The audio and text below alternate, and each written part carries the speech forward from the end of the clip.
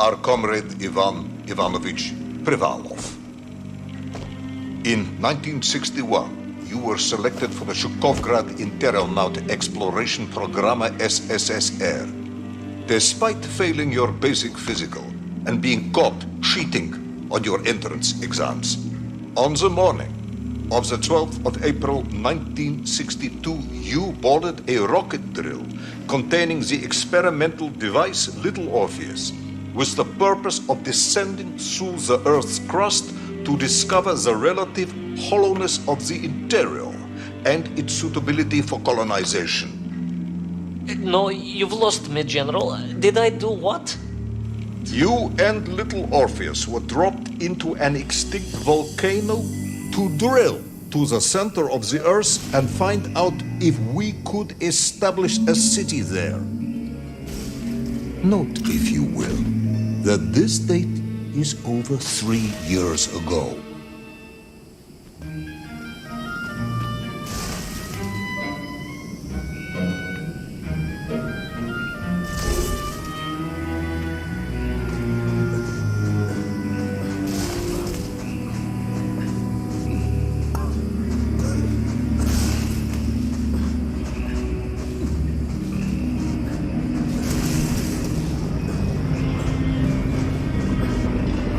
Ivan Ivanovich, can you describe Little Orpheus to me?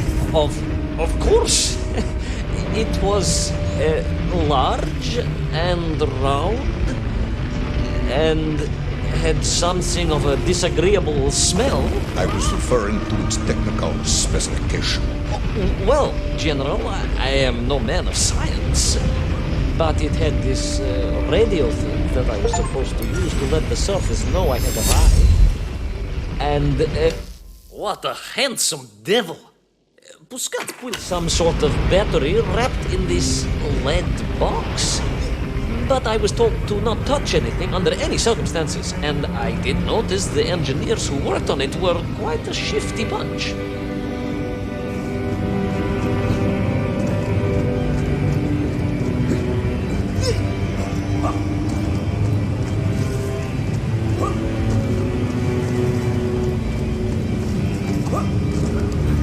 The Little Orpheus device contained a radio transmitter capable of sending a signal through miles of solid rock.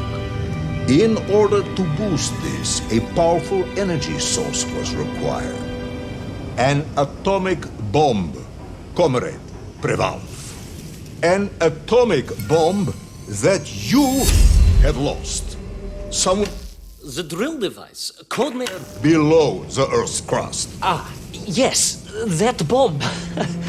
Of course, General. I can explain everything. But it is a long and somewhat complicated story. And let me assure you, this is not a case of milking chickens. But you won't understand where your bomb and Little Orpheus has ended up unless I start at the very beginning and you let me tell you where I've been for the last 3 years.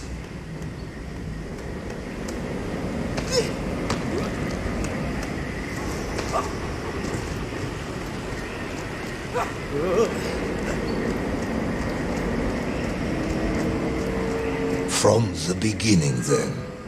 But this had better be good.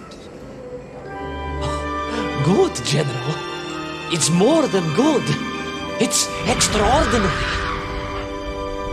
And it began like this.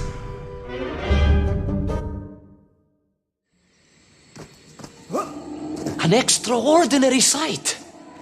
I realized this must be the fabled land of Plutonia, as documented by the brilliant scholar Obruchev. A trail of destruction, carved by the rocket drill, led down into the wild and mysterious jungle. The rocket drill itself must have snapped in half somewhere below Kamchatka, and Little Orpheus bounced out and became lost in that prehistoric forest. If I was ever to get home, my mission was clear: to find Little Orpheus.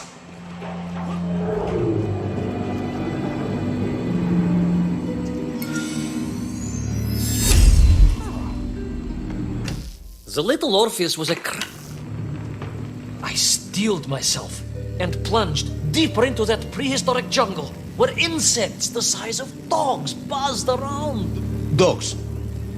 What sort of dogs? I beg your pardon, General? Large dogs or small dogs? Big like an ovcharka or small like a barlonka? Does it really matter? Of course. Detail is all important. Ovcharka then, General. The size of an ovcharka. I find that very hard to believe. Would you find it easier if they were the size of a balanka? No. But I am enjoying your attempts to persuade me.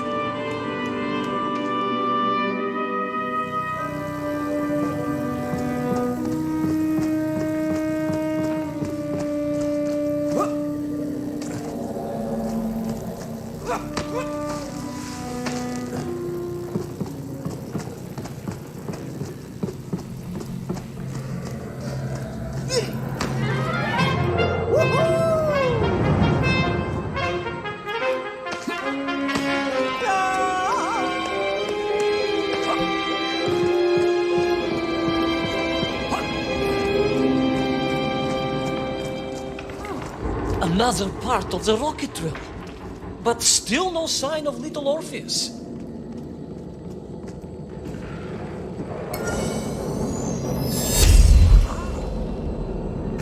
The size of the Tyrannosaurus Rex was apparently...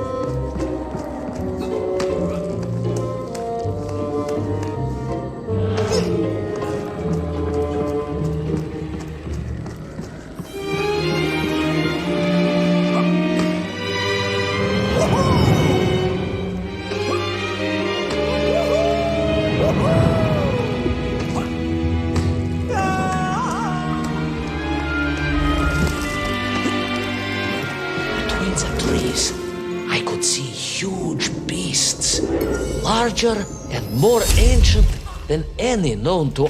I felt like a small boy in our modern times. Could it be that Obrochev was right? And deep below the Earth's surface, prehistoric monsters still roam freely? Yes, but little Orpheus.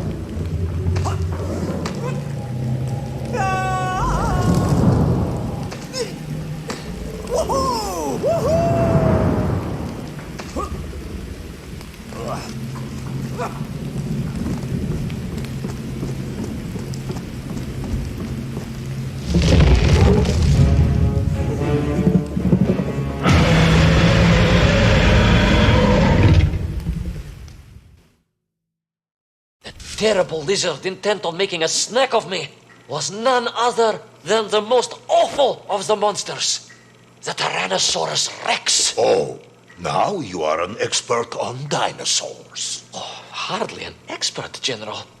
Just educated by the best schools in the world, like all good socialists. And I remembered one crucial thing. I'm listening. Well, its greed is without bottom. Its hunger is ferocious, but its brain is absolutely tiny. So it can roar and roar as much as it likes, but it will never be a match for the sharpened mind of the good Soviet worker. All I needed was a plan to outwit the monster.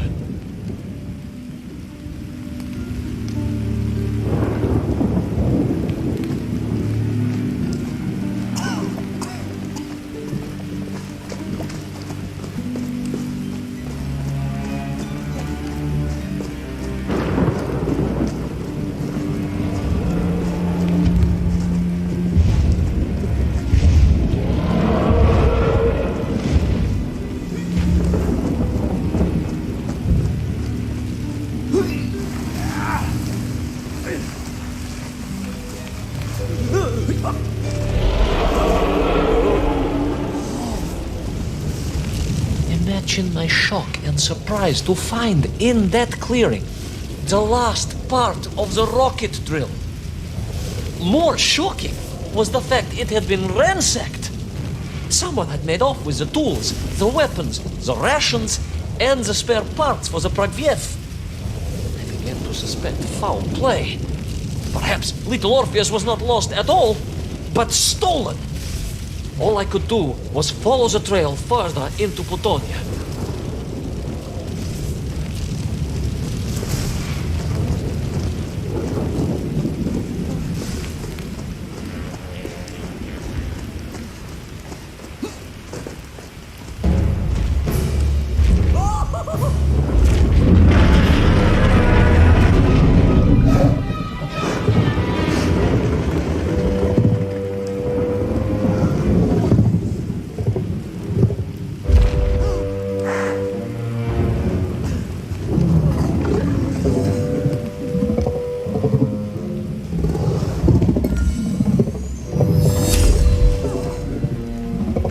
The furious beast almost...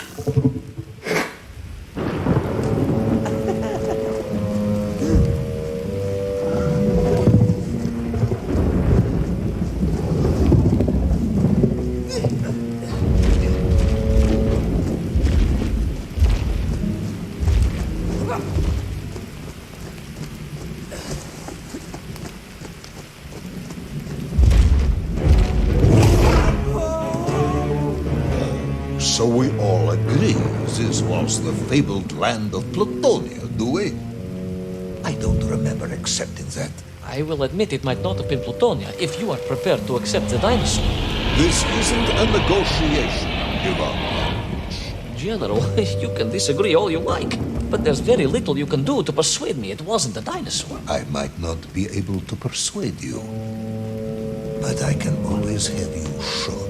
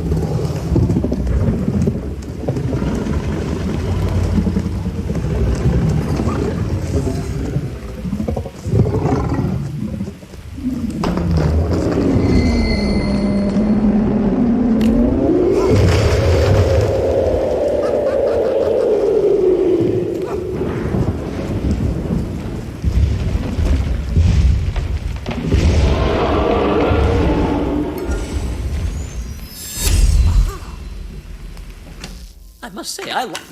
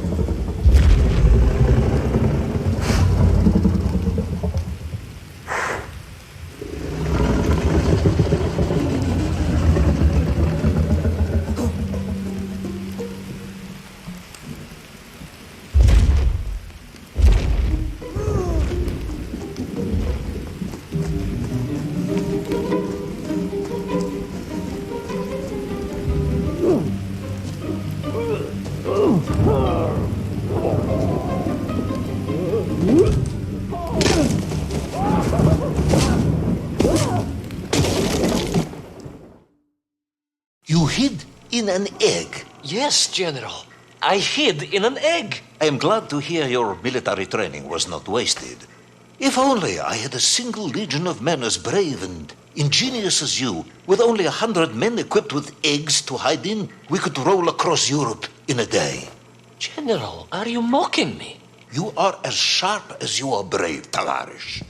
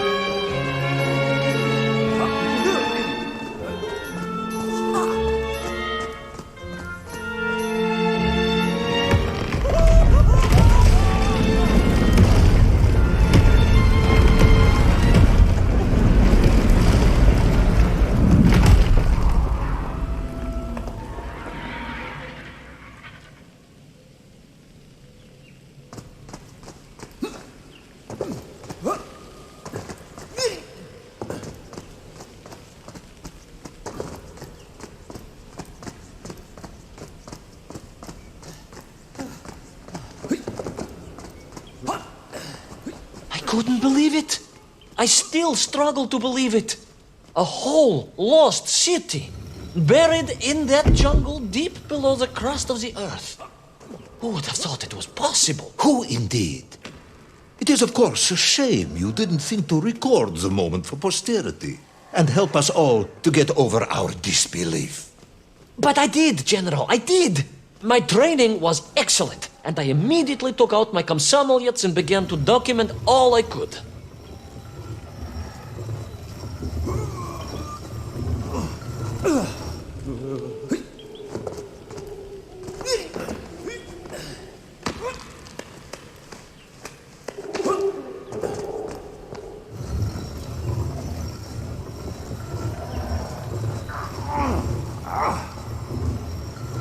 So, where is this camera now, then? General, yes. What, of course, I meant to say was my training was excellent, and I immediately reached for my camera, only to realize it must have been torn from my utility belt in the crash and lost forever in that forgotten jungle.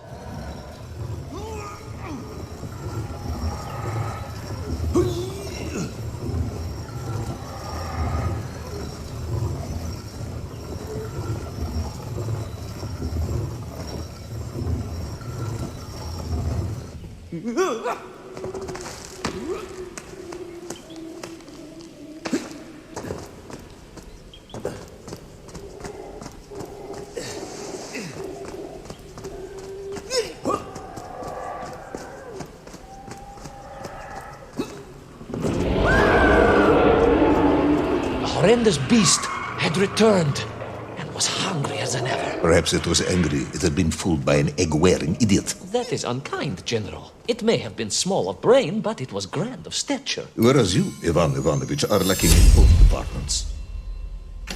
Plutonia really was... Presuming there were no more eggs to hide in, did you have a new plan? I did, General. Please, do tell me, what was this brilliant plan? I ran like hell, General.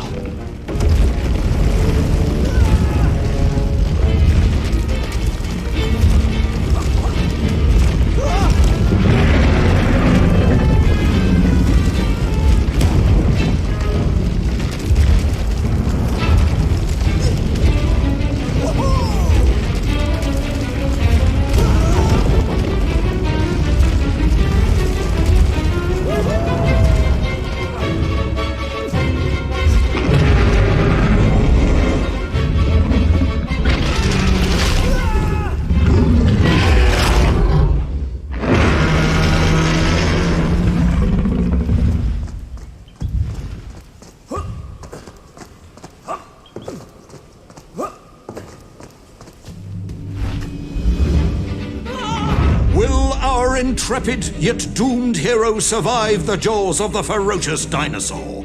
Will he meet his end miles underground as an aperitif for a ravenous raptor? What dark secrets could be buried in the lost city of Agatha? Will the general ever discover the location of his lost bomb? All of these questions and more will be answered in the next exciting episode of Little Orpheus!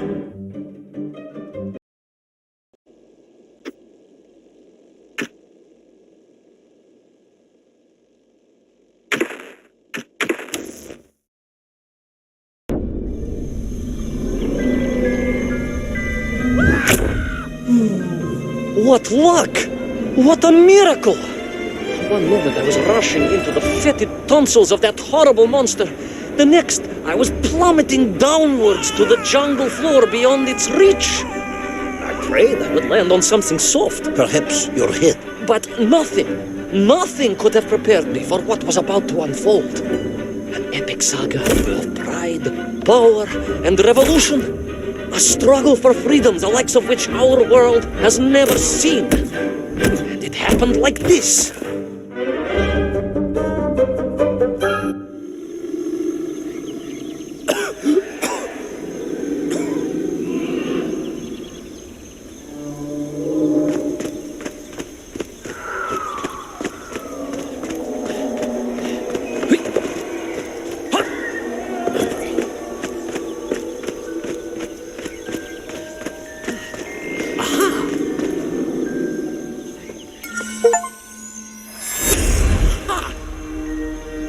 Now me, I am a simple man.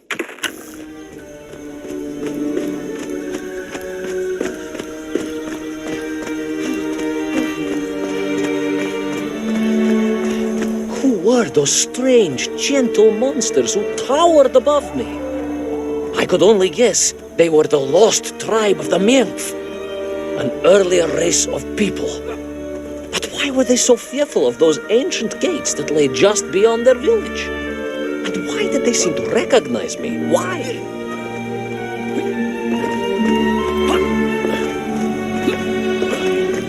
Yes, I'm also wondering why. No, a как же, General? Who was I to question such things? Trapped as I was deep underground. I was more curious, I must admit, about the location of Little Orpheus.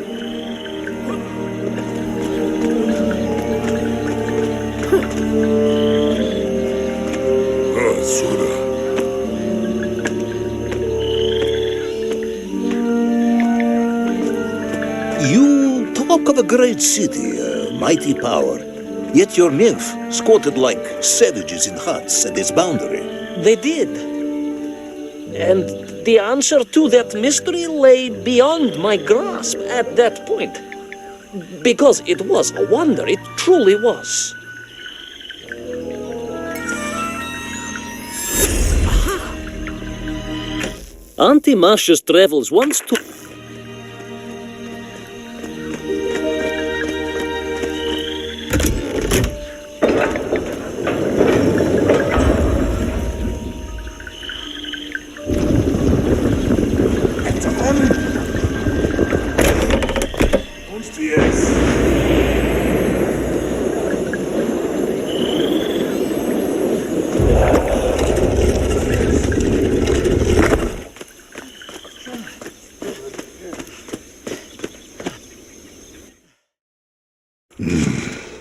lost city of Agartha.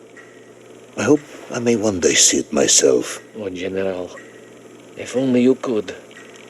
Unfortunately, as I shall explain, should you seek Agartha now, you wouldn't find it. It has been utterly destroyed.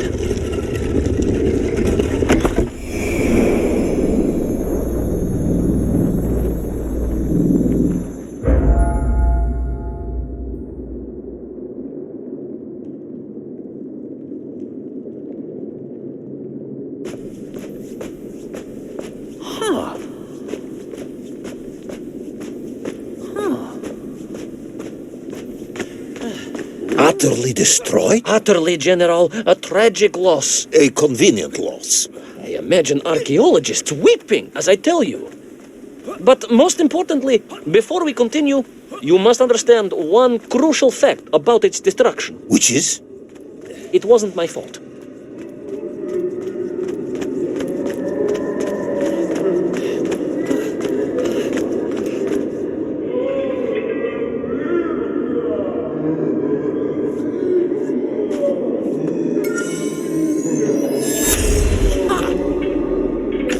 But are you sure?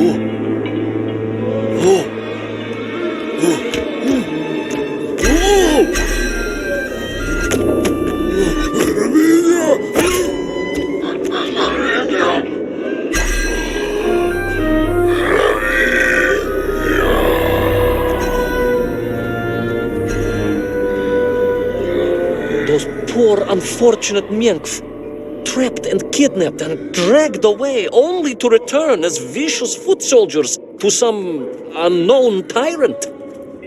And yet, there was something familiar about the shtukovna they were forced to wear on their heads, which I was sure were being used to control and enslave them. And what was that? General, it curiously resembled the radio sets I used to tinker with as a child. Radio sets? It was very curious. It was very curious. It was extremely curious.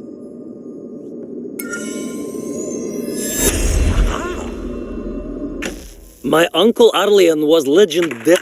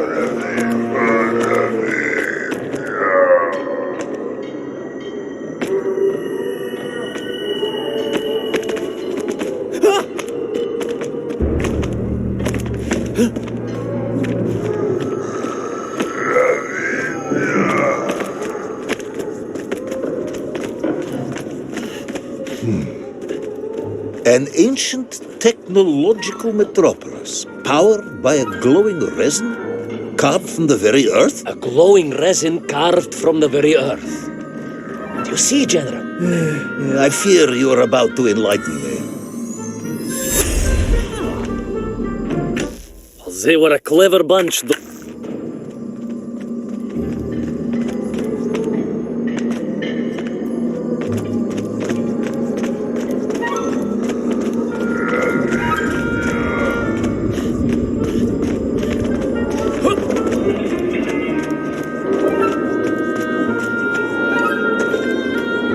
Little Orpheus must have been drained by the impact, but whoever had stolen it and brought it here was no doubt planning to use the Agarthan resin to charge up the atomic bomb, restoring the device to its full potential. What sort of man would come up with such a monstrously reckless scheme? Perhaps the type of man who has such a limited understanding of atomic energy that he thinks an ancient metropolis can be powered by shiny marbles.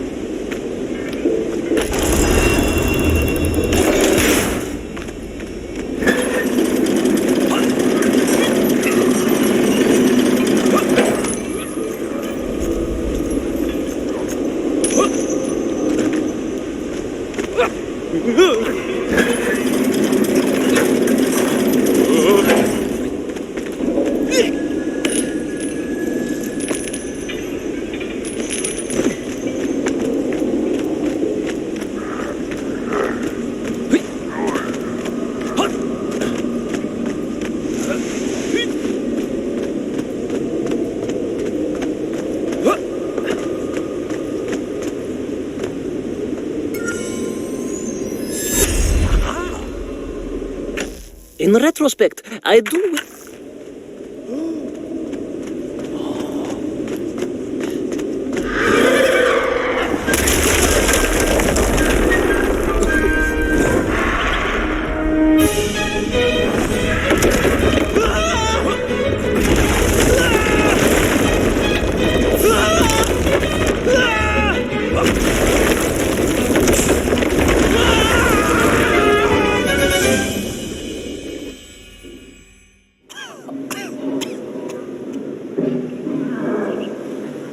I am curious, Ivan Ivanovich.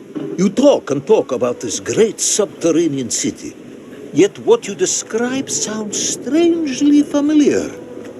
It does in some way bear an uncanny resemblance to the glorious architecture of Comrade Alexei Dushkin.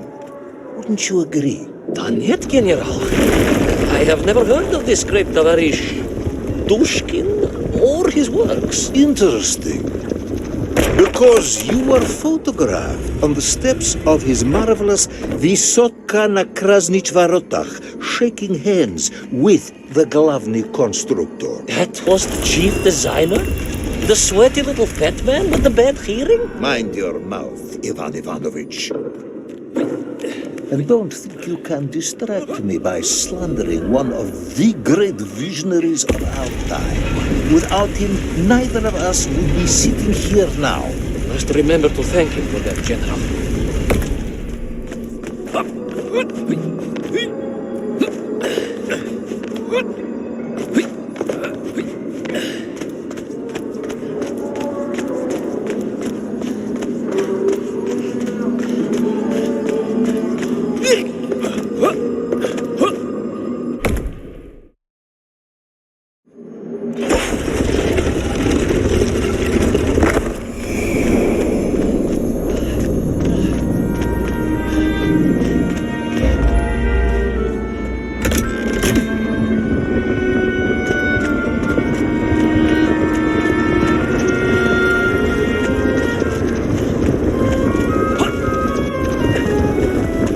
Those enslaved mink were trying to stop me.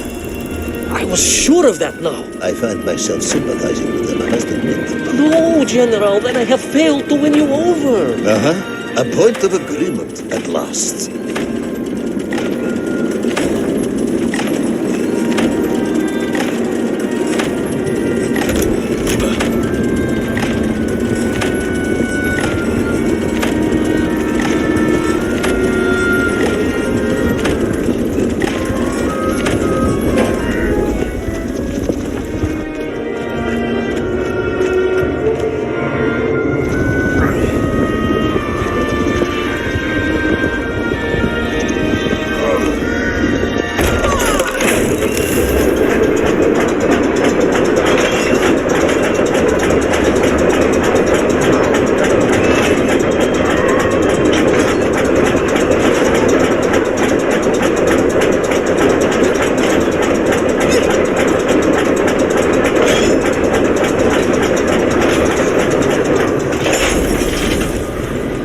Ask again, General. Are you mocking me? That would be unprofessional, comrade. I will try harder to convince you then. It is, after all, a cautionary tale of unleashed tyranny. It is a cautionary tale of unleashed idiocy. But please, do continue.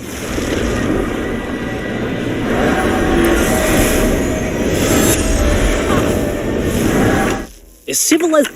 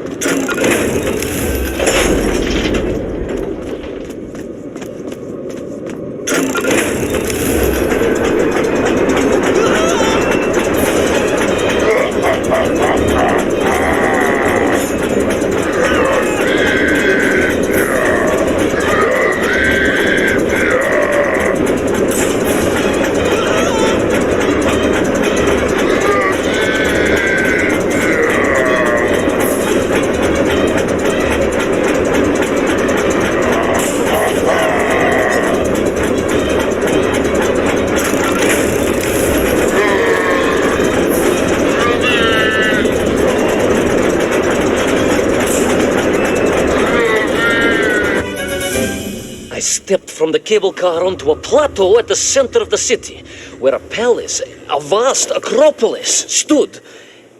I was reminded of Chelyabinsk-Sorik. May I ask how you know of Chelyabinsk-Sorik? My Aunt Masha was a traveling tinker who married a beef investigator from Zlatoust. She told me of a secret but wonderful city in the west, An edifice of sheer power, humbly serving the will and needs of the people. Yes, unfortunately, that story didn't end so well. No. That's what Auntie Marcia told me. And perhaps that is why I was also reminded of it. Because the moment I touched the floor in that place, I could tell something was very, very wrong.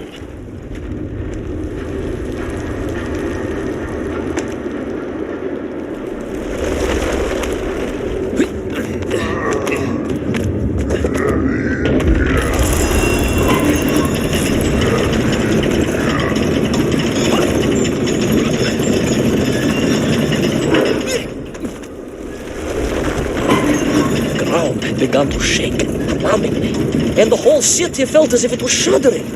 I could only imagine what I would find in the heart of the vast temple. If it isn't a giant glowing marble, I'm going to be very disappointed.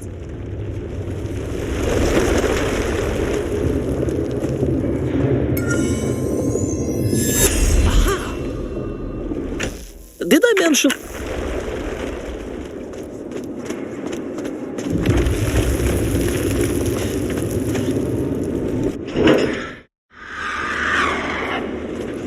A huge resin sphere that overshadowed all of the others.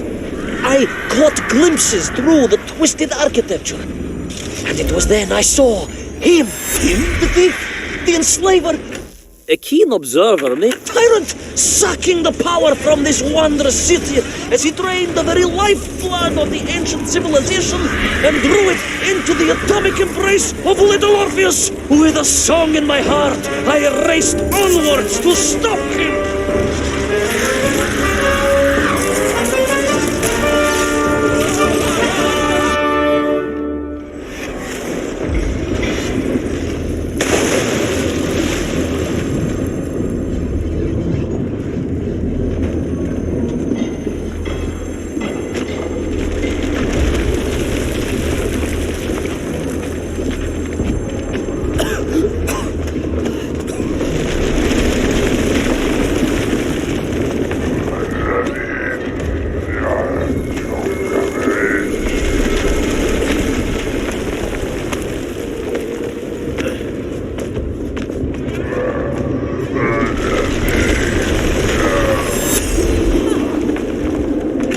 Cousin Pavel once claimed to...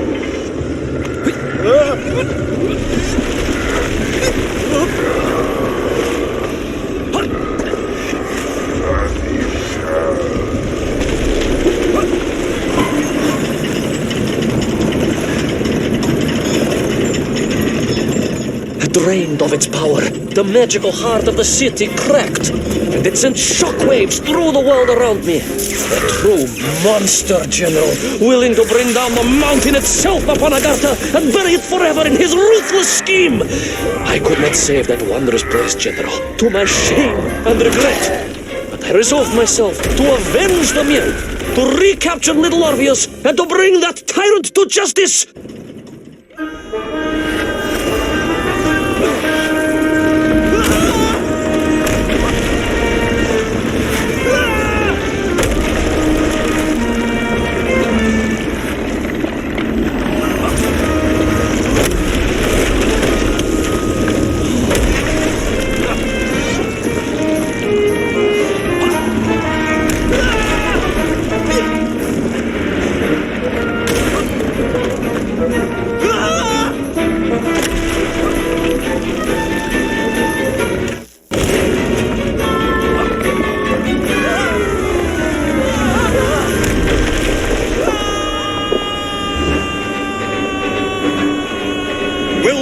Plucky yet careless hero fall forever through those unknown skies? Will he discover the identity of the brutal thief commanding the army of the Menk?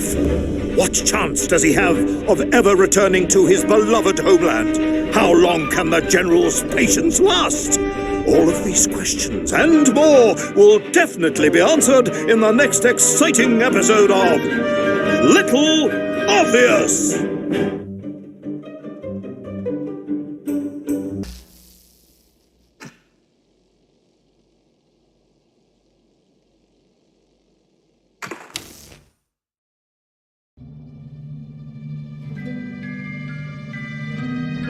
Plummeted down through that weird sky towards a great turbulent ocean that roared and swelled, a ferocious sea that offered no hope of survival. I thought of home and wept, unaware that in an instant my fortunes would be changed by an event so bizarre I almost hesitate to tell you. And it happened like this.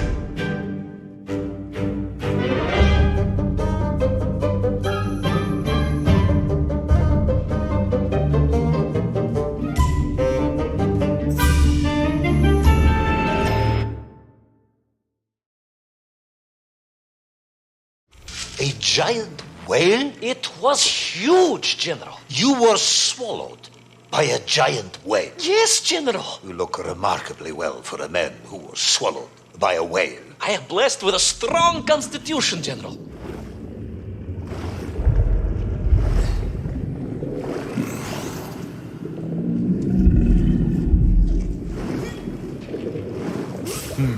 And I assume you are now going to tell me how you managed to escape from the belly of this giant whale. Naturally, General. And I must say, it really was a fascinating glimpse into the interior life of one of our world's most magnificent beasts. I consider myself a wiser man after this experience.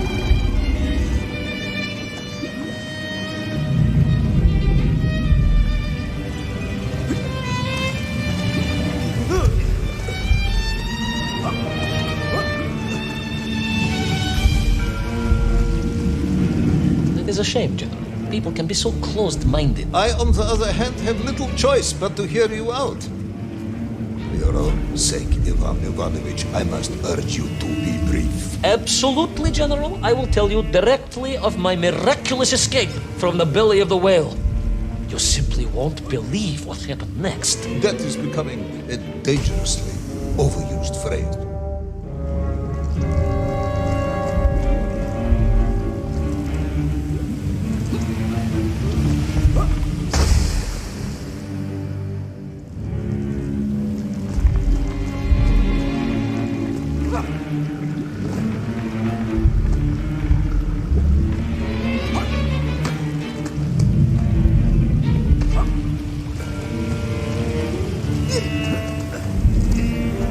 And so I found myself deep within the whale's organs. A strangely beautiful place. A sort of fleshy wonderland. A glade of polyps and globules. A landscape as awe-inspiring in its way as the forests and mountains of Altai. Oh, my home, General, that I yearned and longed for, and only hoped, as I hope now, that I might one day see again. I think we're all longing for home at this point. Oh, with warm slippers, a mug of steaming Spitzin, and a roaring fire. Not far from home, trapped inside a monstrous fish with only the strange and evil-looking worms that infested its gut for company. With only one's dedication to one's country and mission to keep one from falling into despair. But no, General, I could not. I had to escape, to find little Orpheus and my way back to the surface and home.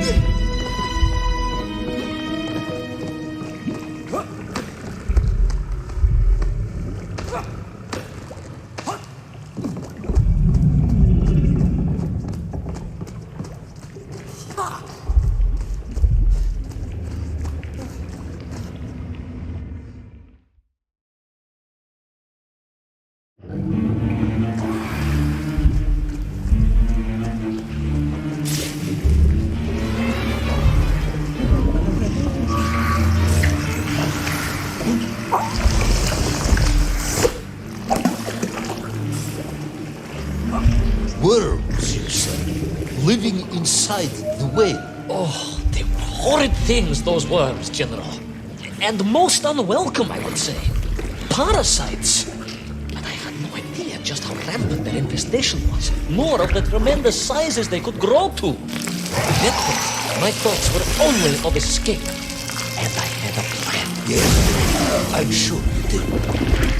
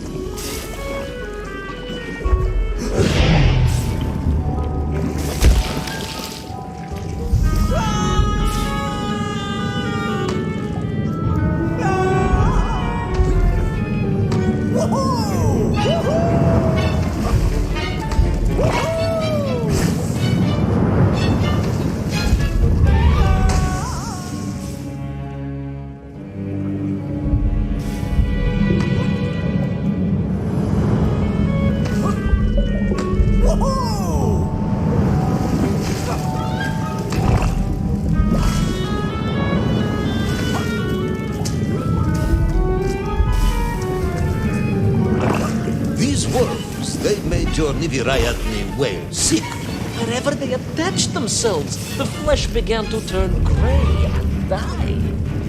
It was a truly distressing sight. I resolved myself to assist the whale by removing the leeches wherever I could find them during my escape.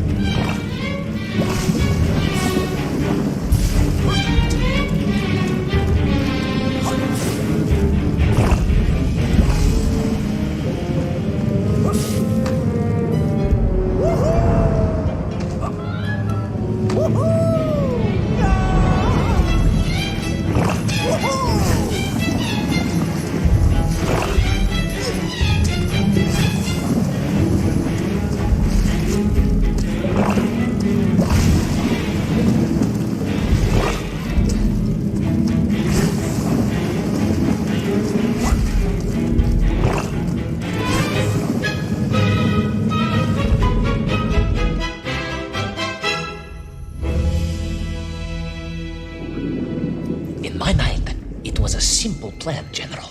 I would climb up through the whale's throat into its mouth, then wait until it opened it to feed and swim out. Ah, yes. Brilliant, Ivan Ivanovich.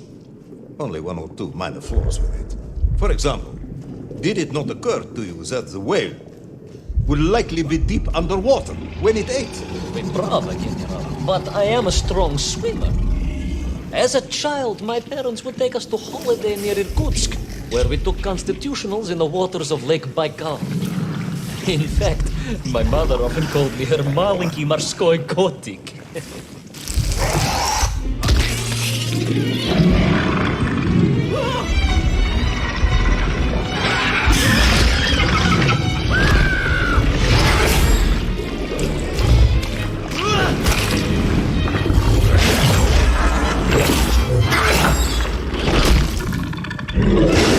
A giant worm for a giant whale, huh? At the risk of repeating myself, it was huge, General. The Moscow University Zoological Society may be interested after all.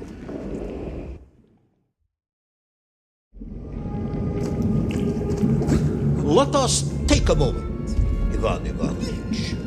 Your ridiculous plan to escape through the mouth of the whale failing, you would now have me believe you had embarked on some misguided crusade to free it of the worm infestation.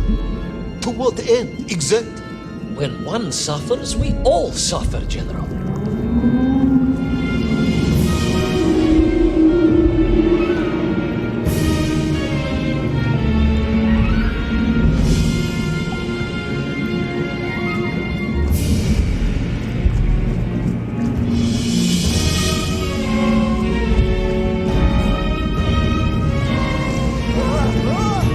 Your ideological commitment is admirable, comrade, but... I concluded that if I could find the root of the infestation and neutralize it, the whale could mount a spirited counterattack against the worms.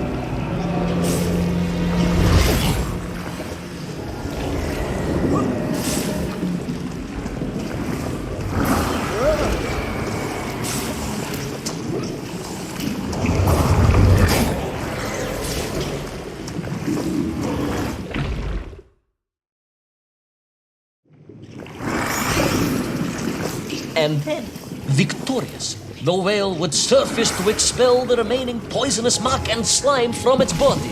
And at that point, I could escape through the nearest convenient orifice. In this case, most likely the blowhole. That is the most revolting thing I've ever heard. General, we are Russians. We have withstood the sheer force of nature and history and emerged triumphant. An expedition through the nasal sphincter of a gargantuan whale is nothing to us.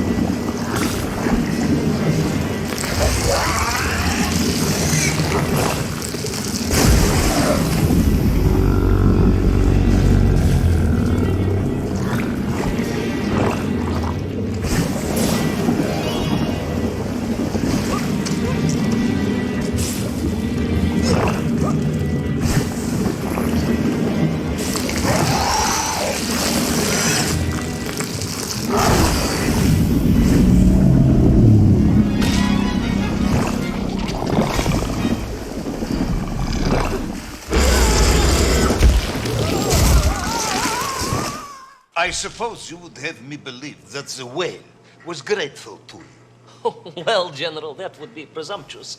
I doubt it was even aware of my presence. But I had more immediate problems. For if the whale might have been relieved by my actions, the worms were enraged. Worms do... Furious. Worms Incandescent. do not feel... Violently indignant. emotions. Demented, General. Deranged. Enough!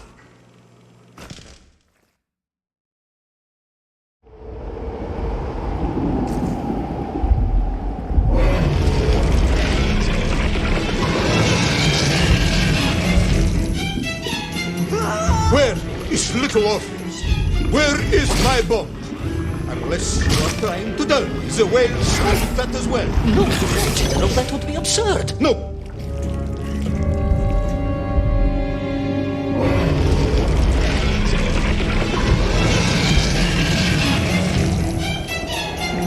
Where is little Orpheus? Where is my bomb? Unless you are trying to tell me the whale swallowed that as well. No, it did not, General. That would be absurd. No, Ivan.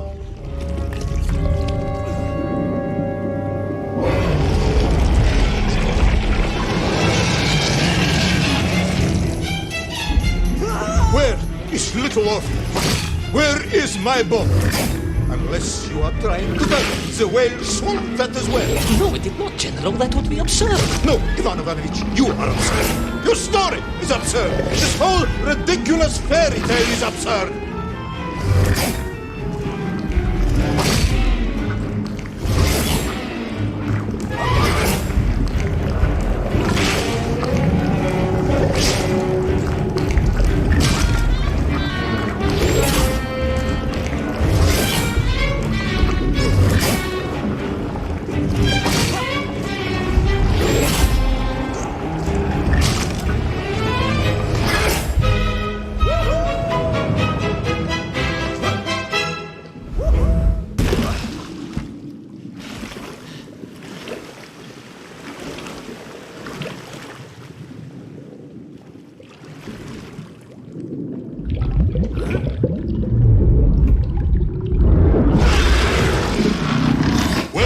Brave yet foolhardy hero escape the furious worm?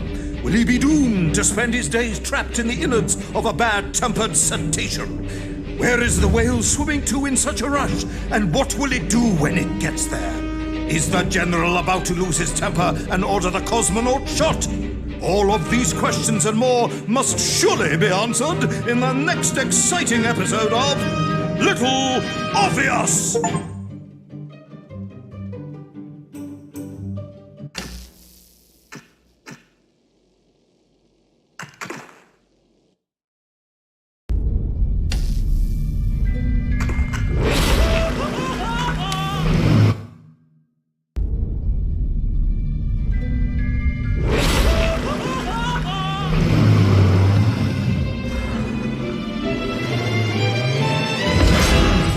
From the whale's blowhole like a supersonic jet. And below me, the ocean became a sheltered bay studded with wild shapes. You will be amazed as my epic journey unfolds. For here, it was about to take a most unexpected turn. And it happened like this.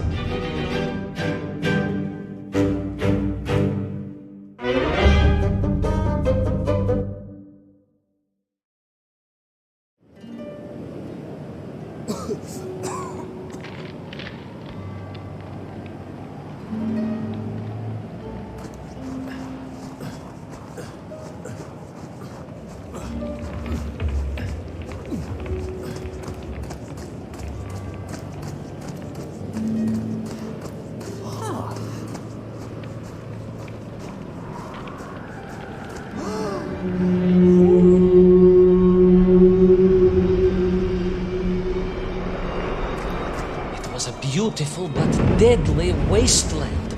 Freezing cold, brutally chilly, enough to kill a man in hours. Yet here you are. Indeed, General. An impoverished childhood playing in the streets of Omsk during those bitter winters had made me hardy. I thought you said you grew up in Altai. Ah, General, the life of a poor toy maker's family. We had to move from place to place just to find work.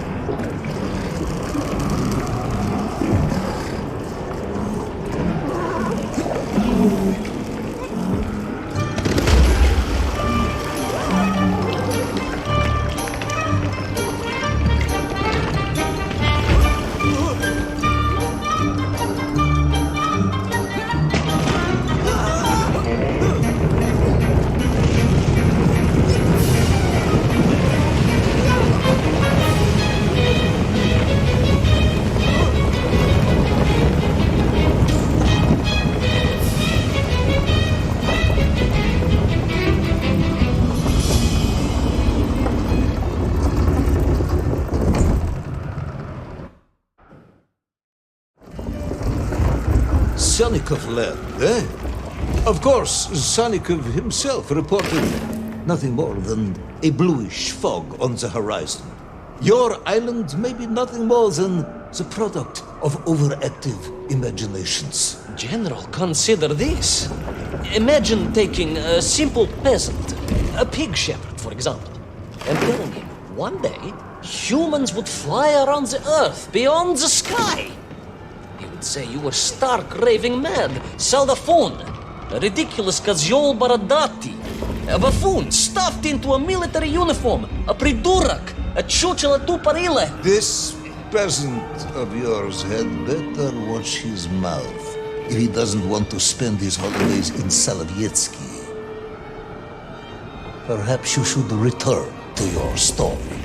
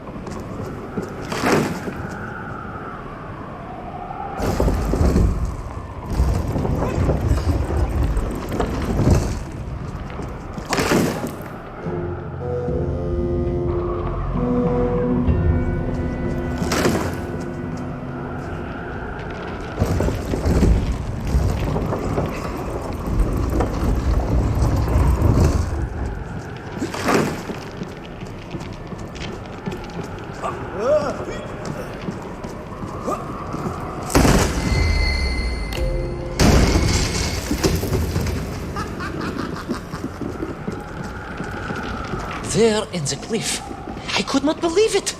A hairy elephant, trapped and frozen in the ice. A mammoth. No, General, a hairy elephant. Who would think such a thing could be?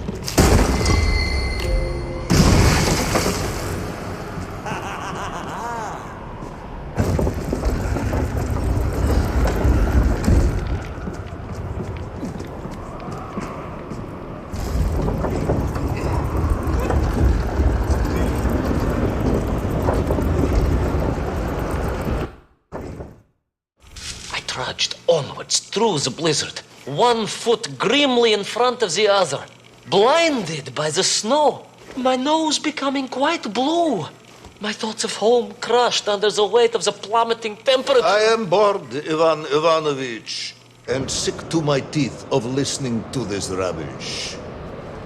Let us speak plainly now. You will tell me where my bomb is, or I will have you shot. I am just getting to that, General. Shot! Comrade Primal!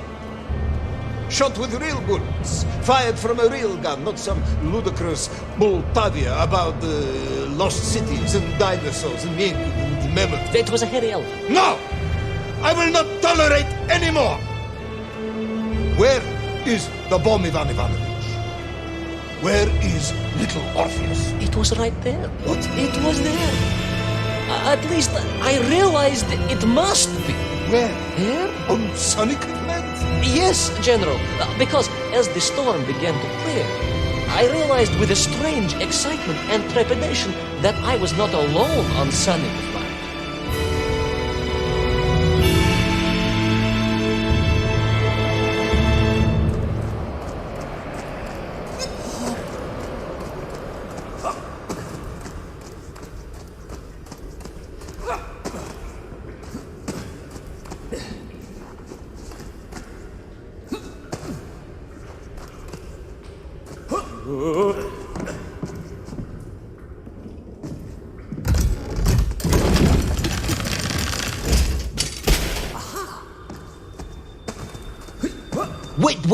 Wait. Go back. You say these lifeboats came from Zarya? A Russian ship? Zarya returned home, but not with all of her crew. And here were the missing lifeboats, trapped in the ice for all of these years. And it could only mean one thing. That you are continuing to hang lapsha on my ears.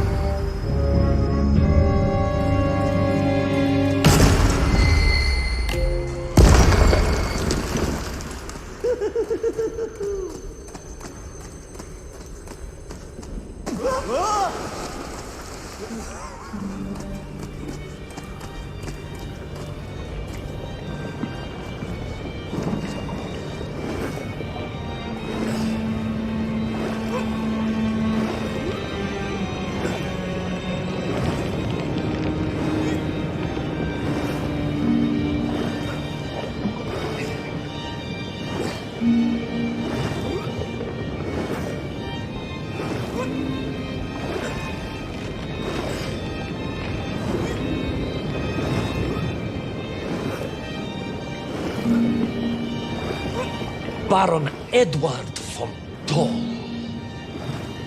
Of course, I remember reading about his tragic expedition at school.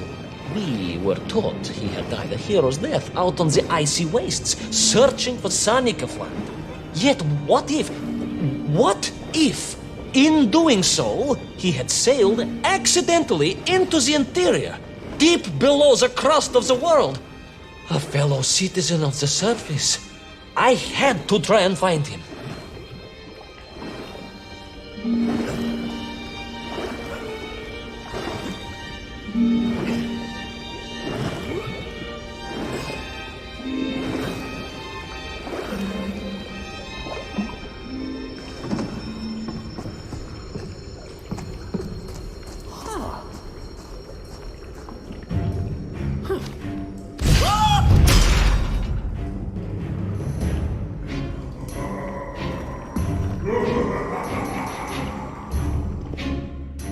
A dead explorer stole my book. Not dead, General, but quite insane. Perhaps it was the loss of the arm or the leg, or the long years in isolation. But Toll was clearly mad. You should have got along perfectly then. How I wish we had, but no. Whatever Toll's intention with little Orpheus was, I had no time to consider it. I was in mortal peril once more.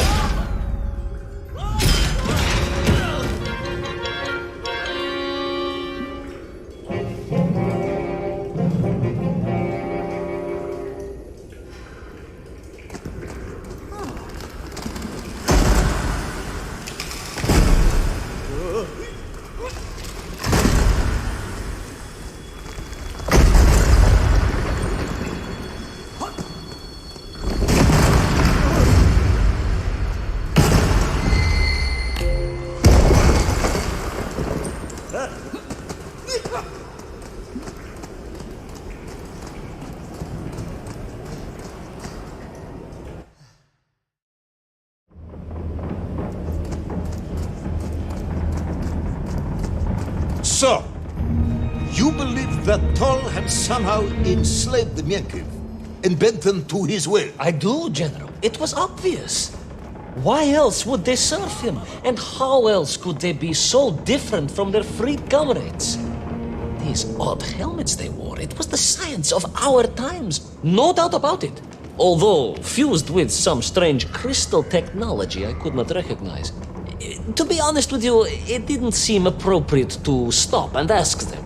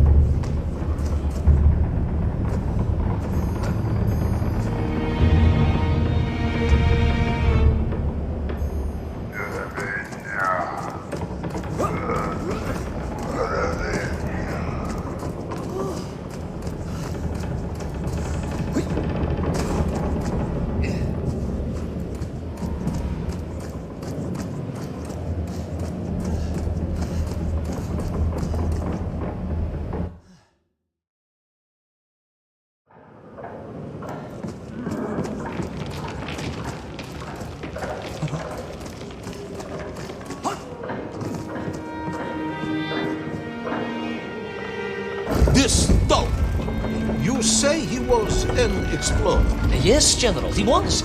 He vanished some 60 years ago. I remember the story. And you say he stole little Orpheus? To get home, General. To get home. I think he must have thought he could use the atomic bomb to blast his way back to the surface.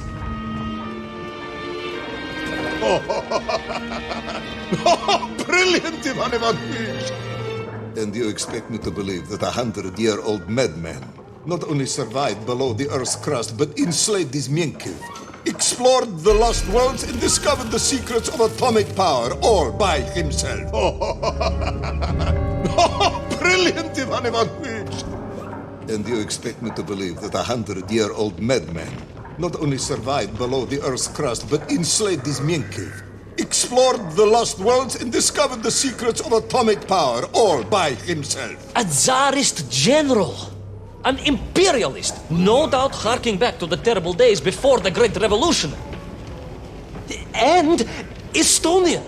Estonia. Estonian general. They are wily people.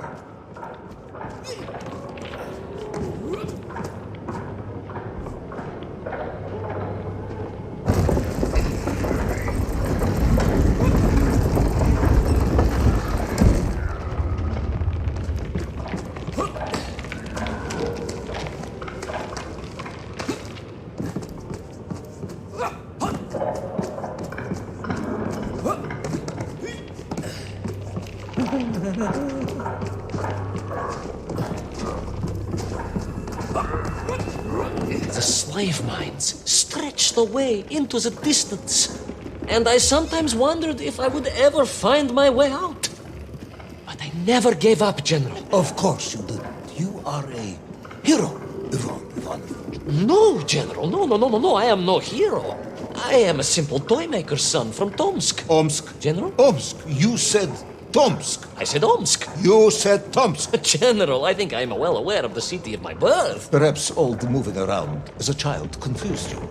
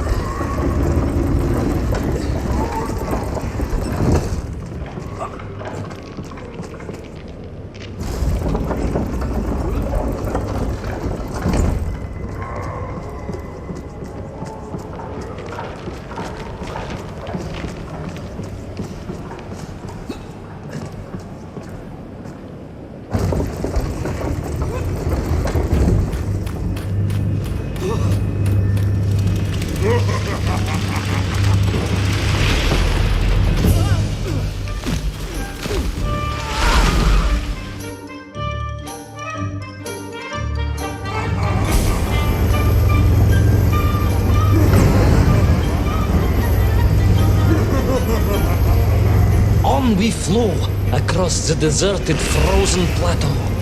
I was single-handed in my pursuit, dogged in my determination.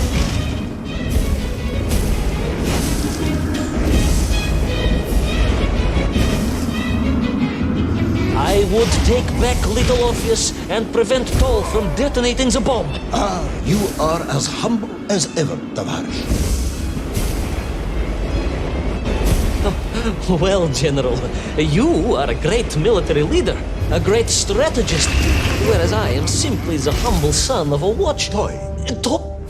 Well, General, you are a great military leader, a great strategist, whereas I am simply the humble son of a watch toy maker, and driven by patriotic fever, with no regard for my own safety. I rushed blindly on.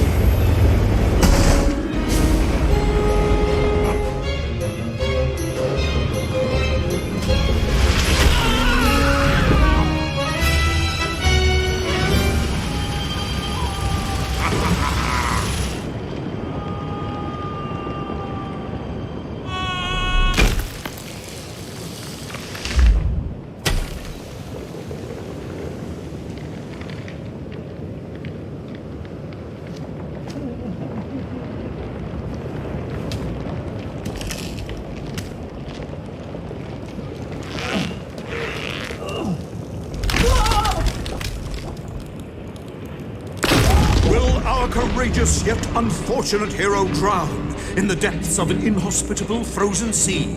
Will he thaw out in time to prevent Toll from detonating the bomb?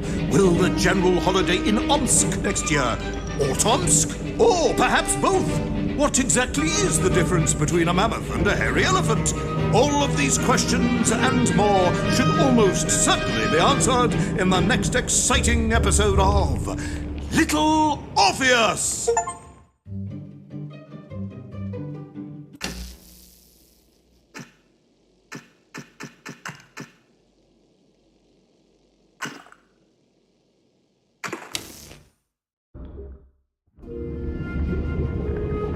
I thought I was doomed. But a miraculous thing happened, General. I could breathe. It must have been the helmet that was jammed onto my head. It was a strange and remarkable thing. Some might almost say beyond belief. A narrow-minded fool may indeed, General. But of course, you are no Durak.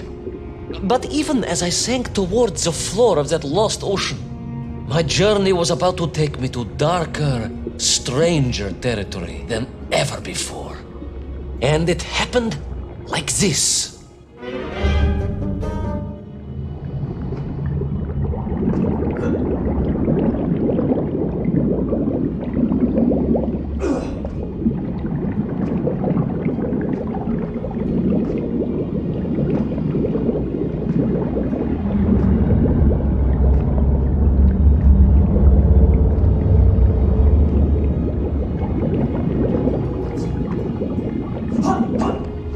Let me see if I have this correctly. After narrowly failing to apprehend the mad missing explorer Toll and recapture my atomic bomb in your giant snowball, you fell through thin ice and sank to the bottom of a subterranean ocean, discovering along the way that the mind control helmet you had accidentally wedged onto your head enabled you to breathe underwater and resume your pursuit across the seabed. General, you seem perplexed. Perplexed? Perplexed is that the keys to my house are not where I left them. Perplexed is the fact my dog will not eat cheese like other dogs. No, Ivan Ivanovich, I am not perplexed.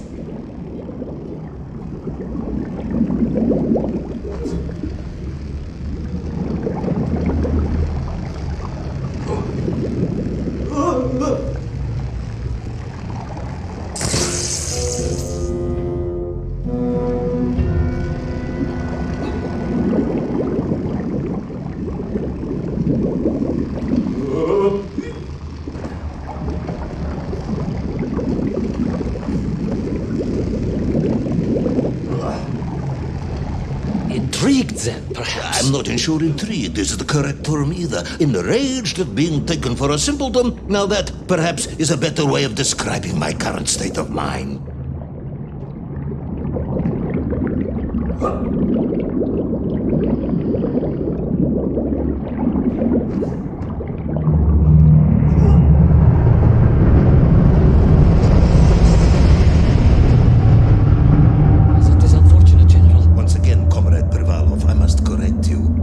Fortunate is losing one's car in a snowstorm. Unfortunate is booking opera tickets on your wife's birthday and getting the date wrong. Was she furious?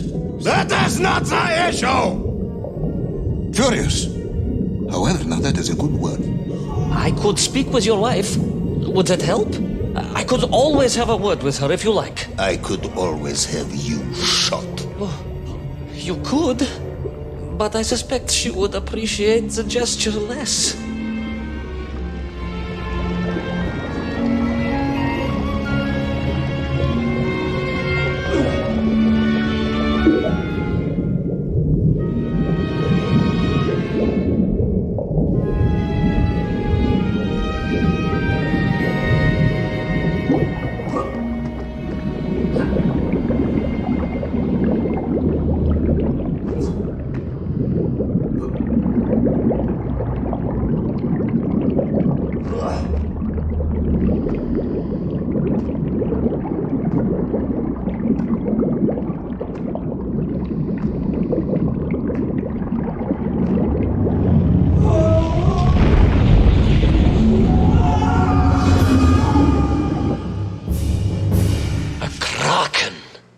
A vast monster of the sea. A giant, humongous, many-armed electrical destroyer of ships and cities. Electrical?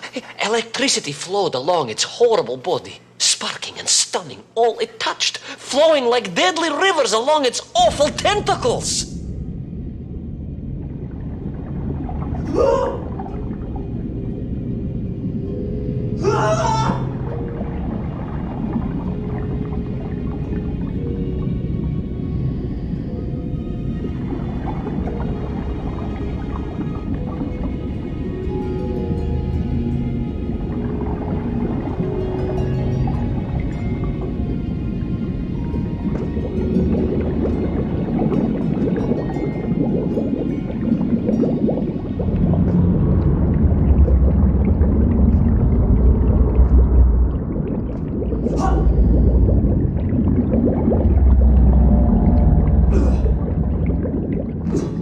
A sobering discovery. Are you suggesting that the vessel simply wandered off course and sank here? That seems unlikely even by your standards. No, General, I only wish that were true. The mighty ship showed terrible scars, signs of having been grappled and torn asunder by some huge and terrible adversary. It is indeed strange and curious. I am troubled by this discovery. Might you almost be perplexed, perhaps? Don't push your luck.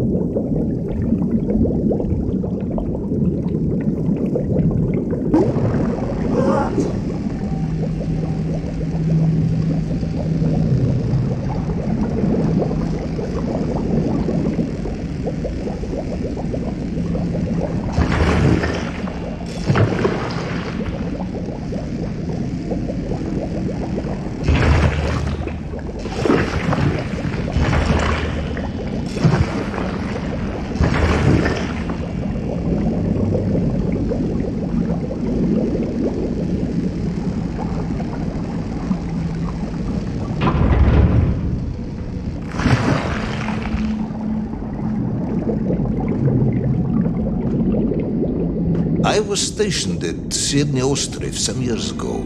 I am only too aware of how easy it is for the imagination to create monsters when one is exposed to lonely and dark places. My men required constant monitoring. Much like my cousin Pavel. He was also stationed at Ostrov? No, he required constant monitoring. He was a devil for stealing eggs.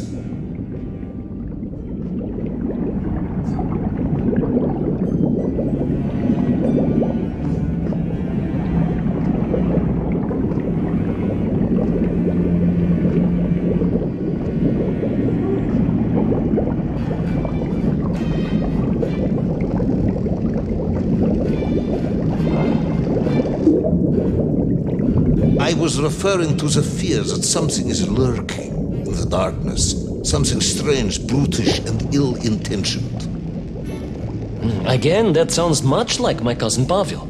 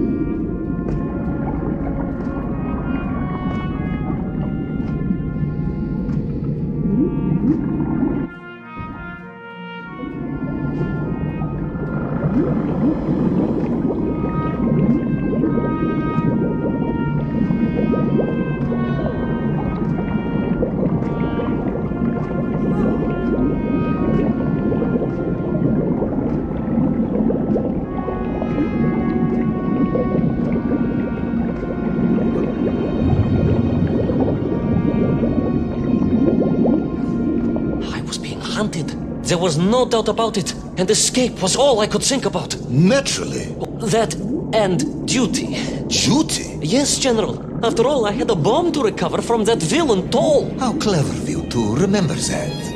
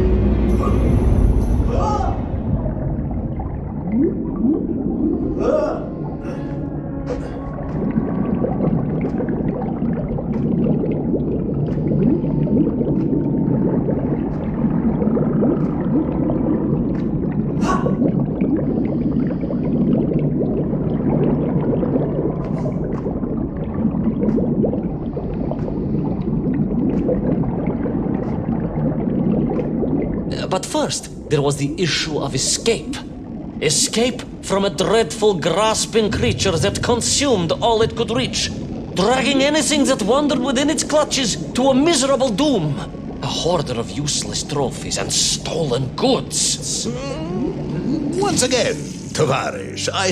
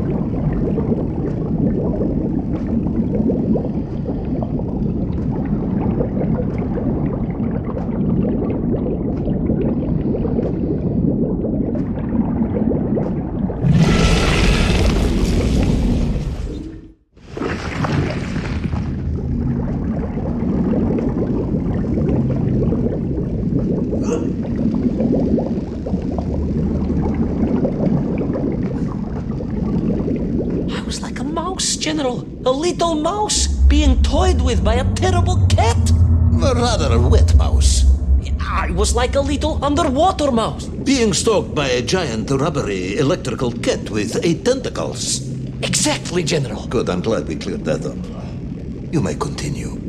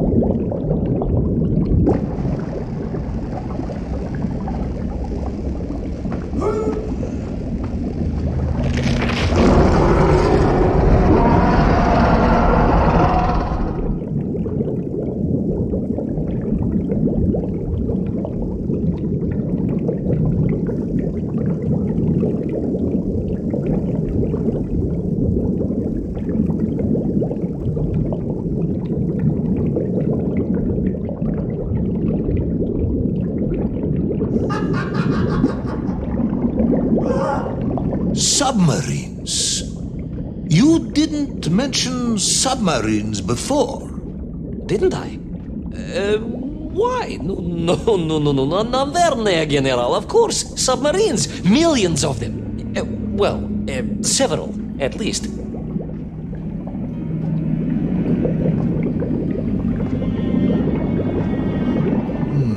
Any particular submarines? Did you see names? Numbers? General, have you lost a submarine? I am not at liberty to answer that question, as you well know. Well, General, losing one's car in a snowstorm is unfortunate, as you say. But to lose a whole submarine, that could be considered careless.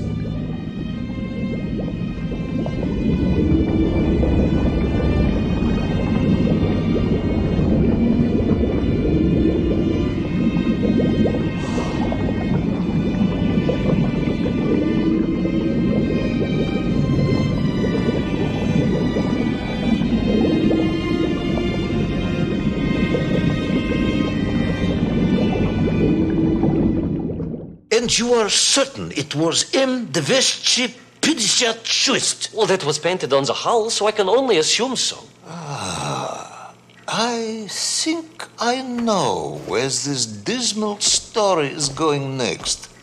You somehow miraculously brought the remaining closed cycle engine online, flooded the torpedo tubes, dispatched the Kraken with one shot, and triumphantly surfaced. No, General, that is not what happened at all. I did indeed make my way to the torpedo tubes, but for a very different purpose. After all, history has taught us that atomic power is not to be toyed with. Much like tired, impatient generals, perhaps. Particularly the perplexed ones. Indeed, General. Or like dogs that will eat no cheese.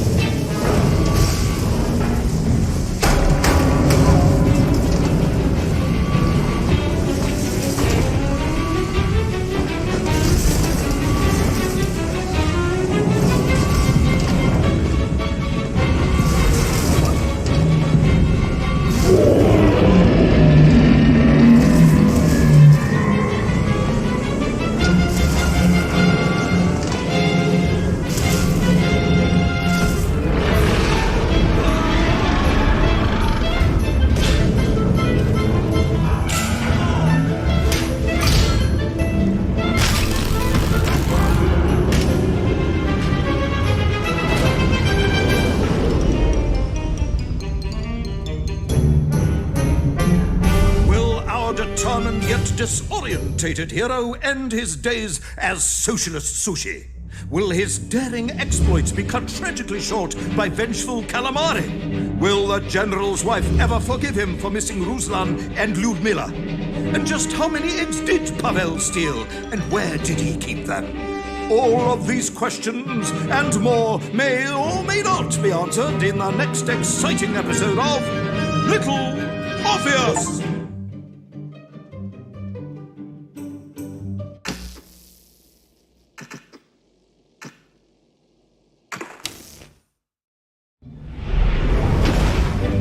I was alive, General. Somehow, miraculously, I was alive. Some twist of fate, some hand of destiny, but I was alive. Strange as this new world was, I knew Toll must have come this way, and it was my task to find him. And it happened like this.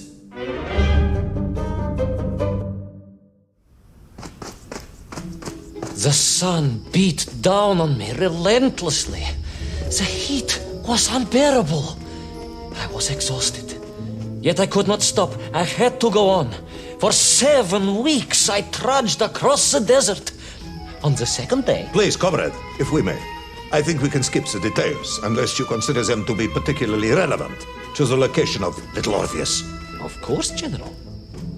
We will simply omit the tale of the singing chasm, the oasis of mirrors, the sightings of Toll's Mienk aloft on their pterodactyls carrying parts of my crashed rocket drill over the horizon to Lemuria. Wait, the what? Singing chasm? Not that, but the rocket drill.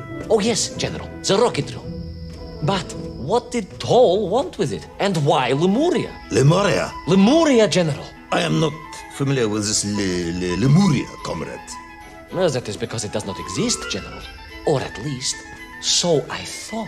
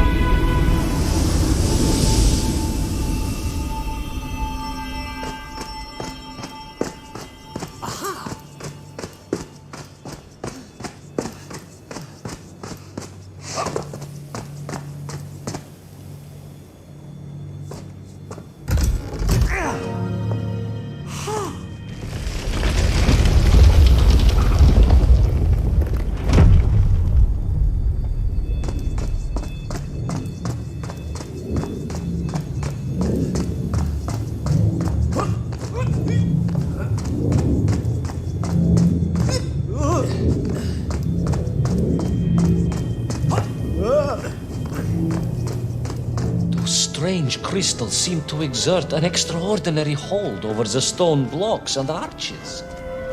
When they hummed, the whole city remade itself.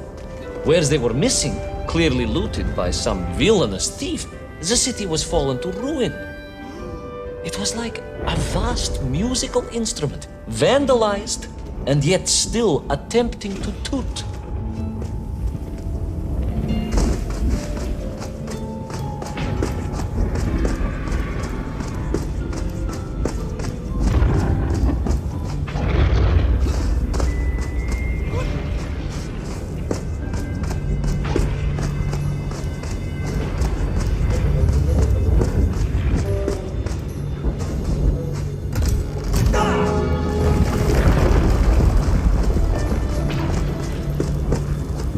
How poetic.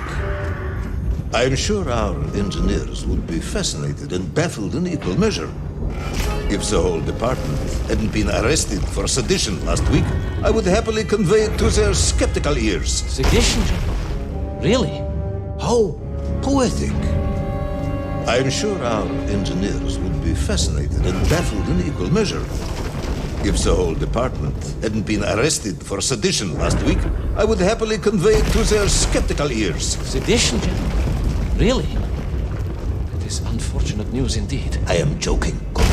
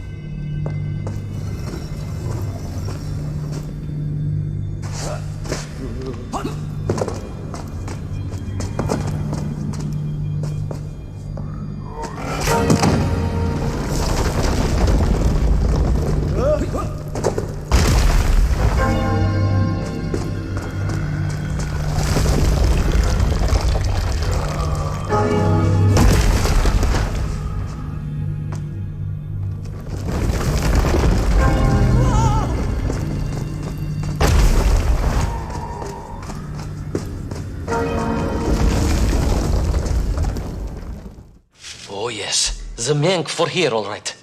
Which meant whatever dastardly scheme Toll had, it was to be enacted on these burning sands. And you will explain this in due course, I imagine. Imminently, General. What you need to know first is this. I have told you already how parts of the devices the enslaved Mienk were forced to wear came from the surface. Radio parts and so on, yes, from what you have told me. Assuming there were plenty of lost ships in the ocean as you claim, for Toll to have dredged up what he needed to assemble them. Aha, good. You are one step ahead of me, General. I said assuming. Of course, assuming. Now, as I gazed in awe at the buildings rising and falling around me, I realized that the other major component of those mind-controlling helmets was crystal. Toll had raided Lemuria for it. He knew the city. He knew the crystals could amplify vibrations and waves, and was using them to boost the signal of the radio parts to exert his control over the nymph. Which meant...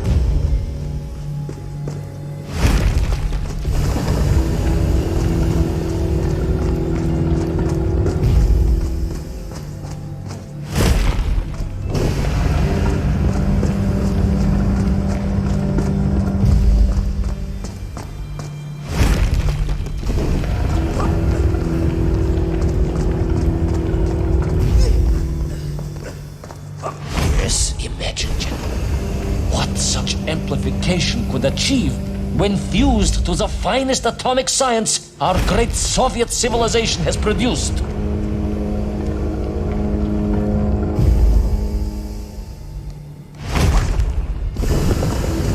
Wait! I do not understand. You said Toll was planning on using the bomb to shatter the Earth's crust to return to the surface. A tragic mistake, General. They had not recognized the extent of his mad ambitions.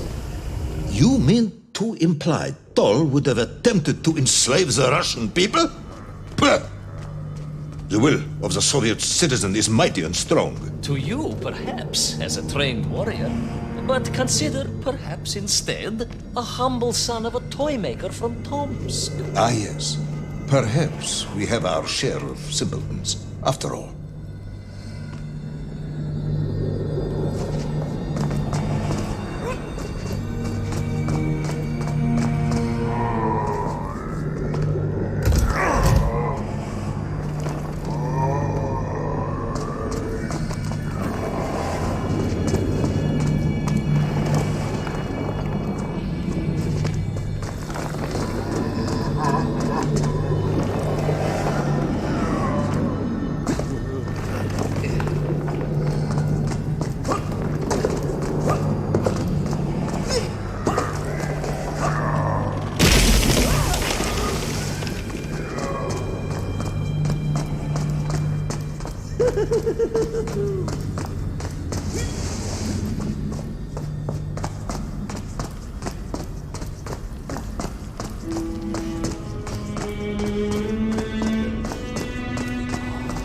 The vast pictograms told of a history of wonders. They seemed to suggest the Lemurians were travelers from another world, where a mysterious clock seemed to stand. That is very mysterious. As mysterious as the location of little Orpheus, perhaps. Ah, yes, of course, General.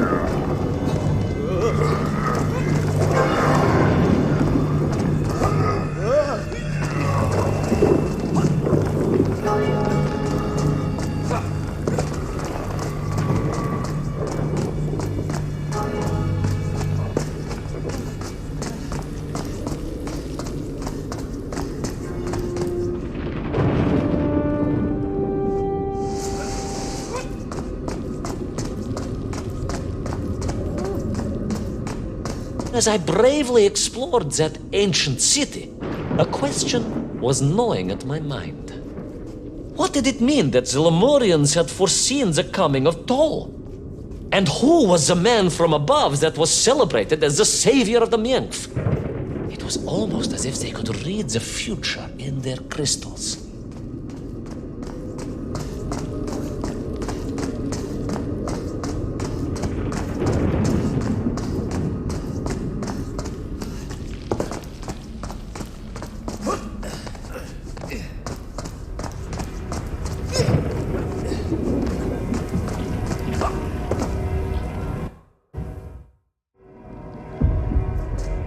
Of Lemuria tolled and tolled, a roaring symphony, a crescendo of peals that set the city dancing, each note causing the crystals to shimmer and cascade with light.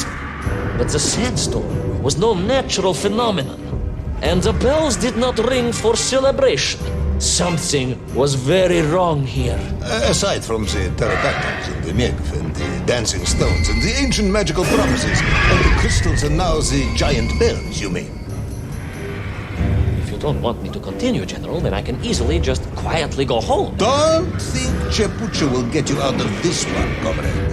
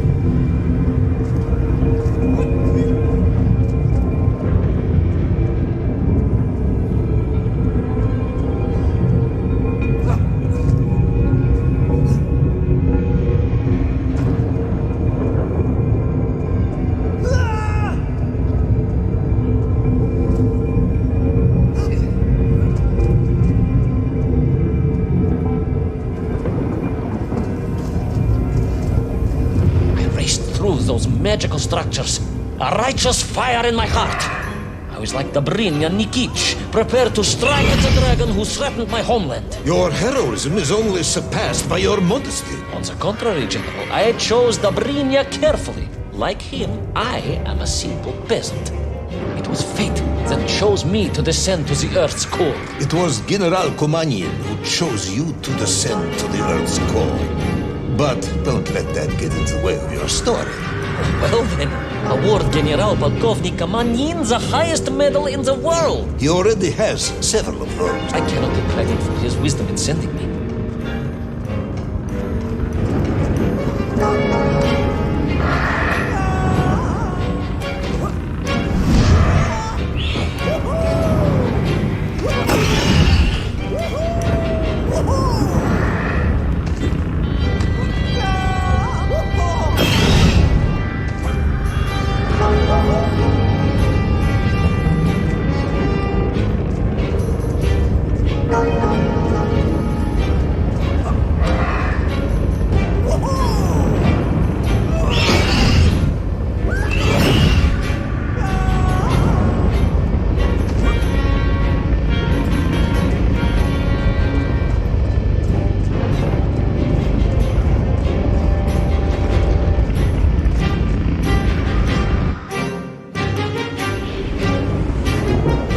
Once a rocket drill ship, built to burrow into the Earth, was now a mighty vessel, repurposed to blast off into the skies.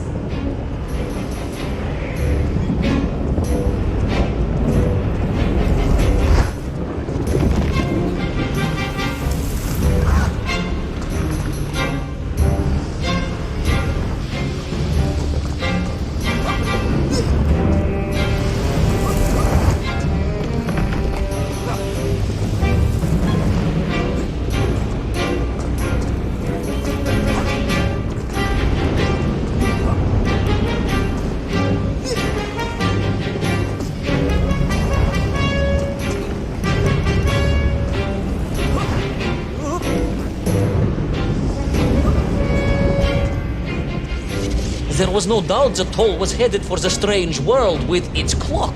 Although to what end, I was yet to understand. But there was no time to consider. No time for questions.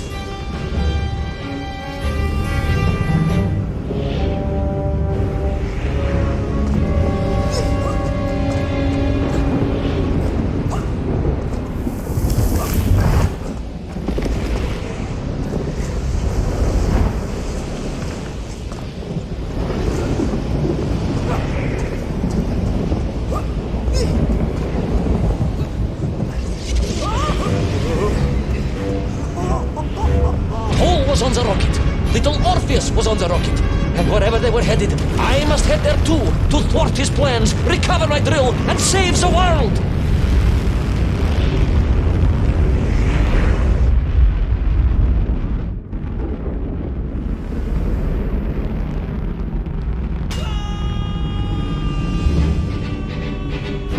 Will our enthusiastic yet disorientated hero be burnt to a cinder by the rocket's engines? Will he be smashed into the rock that surely must be beyond the Lemurian skies?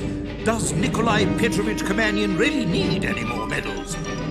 What was the strange clock, and what could it all mean? All of these questions, and more, will be answered, if you're extremely lucky, in the next exciting episode of Little Orpheus!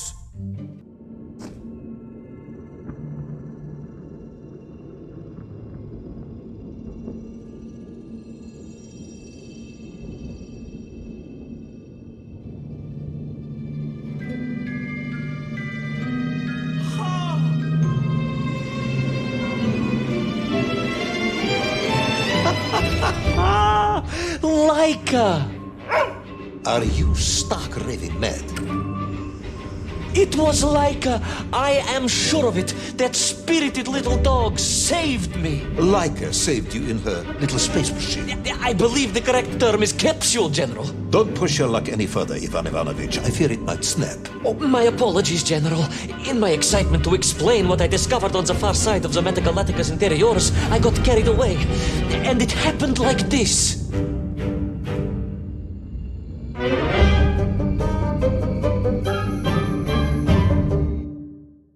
A rocky moon. At the center of the Earth. The source of all creation, General. A place where time flowed like rivers, and boulders of raw matter rained like comets upon the cratered rock. Another miraculous escape from death. Another happy accident. It was no accident, General. Laika took me there entirely deliberately. I'm sure of that.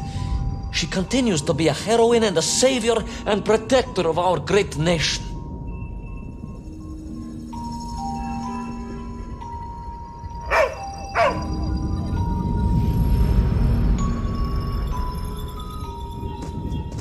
Laika died in orbit. No, General, she did not. She's very much alive and happy, and currently living several miles below our feet. Laika is dead, Ivan. She most certainly is not, General. This is the real world, Tovarish. A world where you did not go to the center of the Earth, and Laika died in orbit. In my world, General, Laika is still alive. A better world, some may argue. Very well. I will live in your world for a while longer, but time is running out. Ah, yes, time, General. I was just coming to that.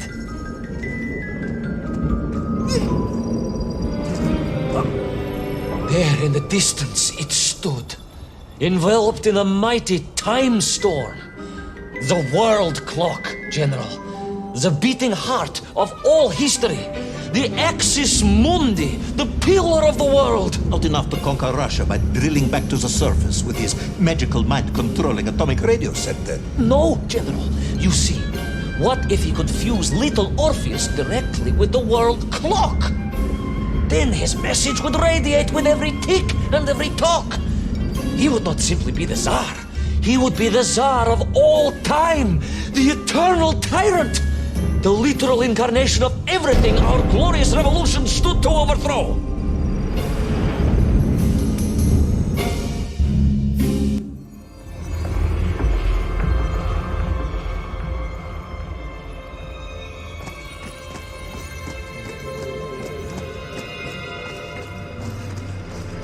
Sonikiv? Uncanny, General. But it was somehow different. I felt no cold. The waves were motionless. Indeed, it was as if I had stepped free of those rivers of time and stood on entirely motionless ground. And there in the distance, What? debris from Sarya and tall slave mines had washed up here, almost as if I were meant to find it. And there, amongst it, the winking of steel led me to a blasting cap, and a plan began to form.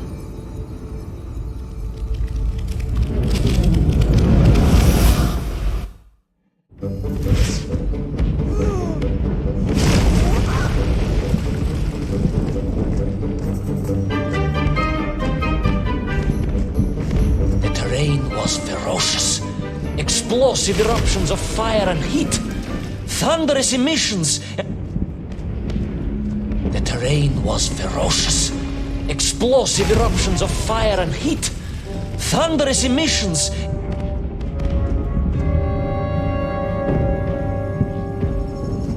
The terrain was ferocious. Explosive eruptions of fire and heat. Thunderous emissions. The terrain was ferocious. Explosive eruptions of fire and heat. Thunderous emissions. The terrain was ferocious. Explosive eruptions of fire and heat. Thunderous emissions and lethal gases. Much like your cousin Pavel, perhaps, as a result of consuming all of those stolen eggs. Ah, General, you have been listening after all.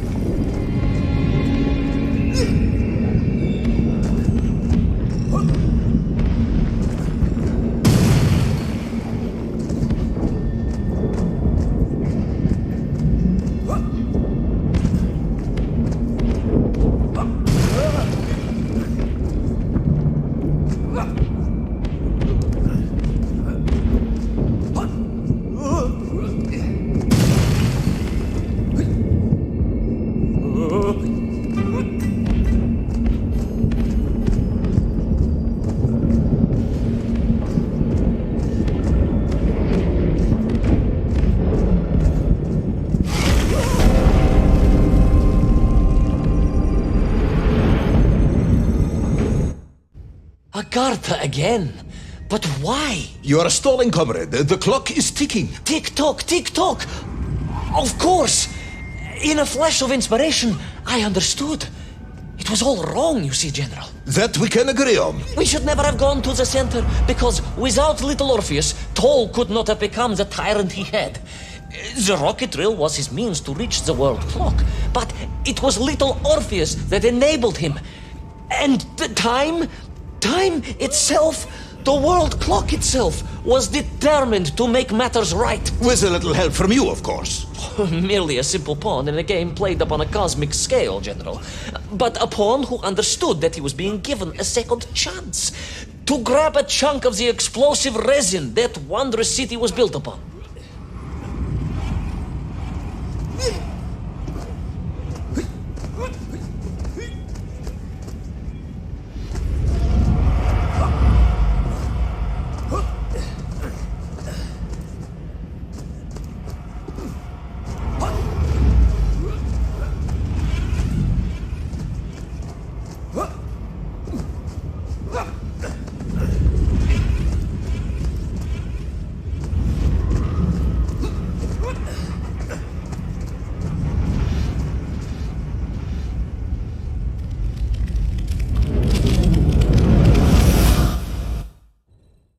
was back. The mighty river of time roared past me, carrying the weight of the whole of history with it. Even for you, this is a stretch. Our time is almost up. I have to submit my report within the hour. Time, General. Time was nearly up indeed. That ancient and magical river that carried me along was surely moving inevitably towards some kind of end.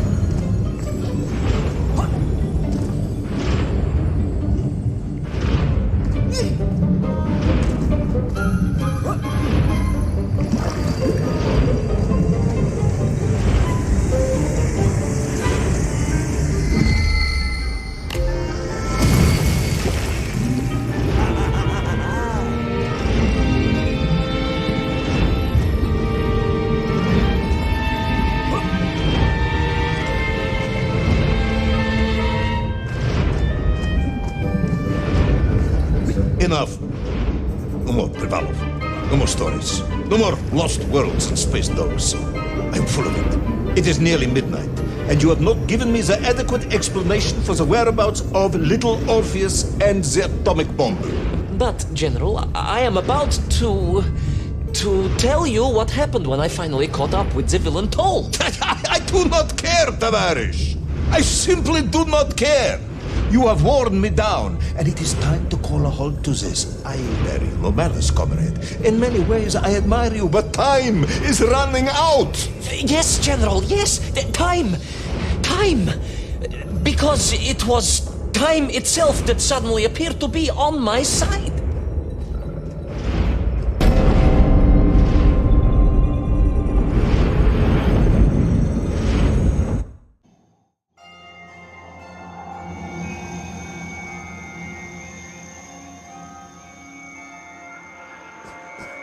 Perhaps the world clock was so impressed with your egg-wearing antics it decided to return you to Plutonia for a second attempt. I would strongly suggest you cut to the chase. The chase, yes. The pursuit of Toll and little Orpheus. I stood there with the resin fragment in one hand and the blasting cap in the other, and then, just like that, a clock began to ring. The world clock? No, General, an alarm clock. My Slava alarm clock, in fact, given to me by Auntie Marsha. The one who married the beef investigator. The very same. And the moment I saw that clock, I knew what I had to do.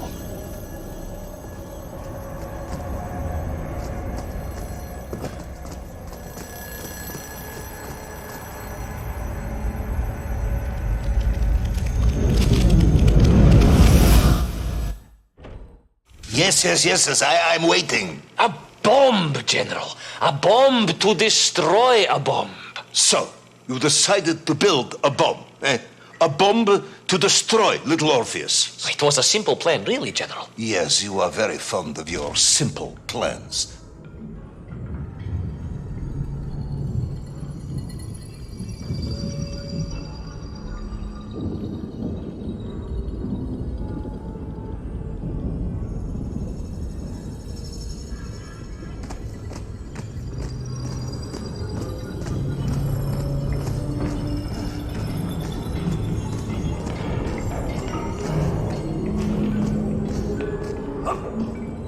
It was the last time I was to see those poor enslaved nymph on my journey. As they scurried in agitation around the base of the rocket drill, now a dreadful weapon of war in the hands of a madman, I was reminded of my mother. Your mother looked like a nymph? That is extremely disrespectful, comrade. No, I meant I was raised by my mother from an early age, of course.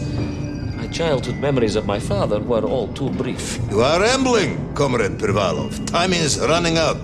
Dieni Rezinovi.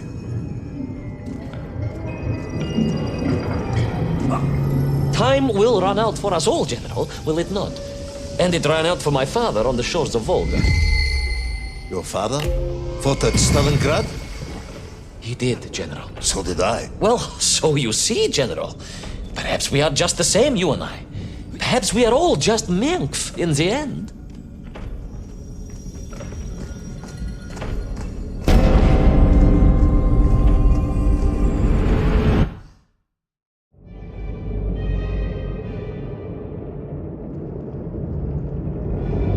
What possible use in the construction of a bomb could be found in the belly of a giant whale? Were you perhaps planning on using a worm as a fuse? That would be ridiculous, General. I would hate to undermine your otherwise entirely plausible account. You forget, General. The belly of the beast was full of shipwrecks. And on one of them, I was bound to find what I was looking for. Fuse wire. Comrade, yes, you'd forgotten all about the fuse until I reminded you, hadn't you? General, your cynicism is unbecoming to a man of your rank and stature.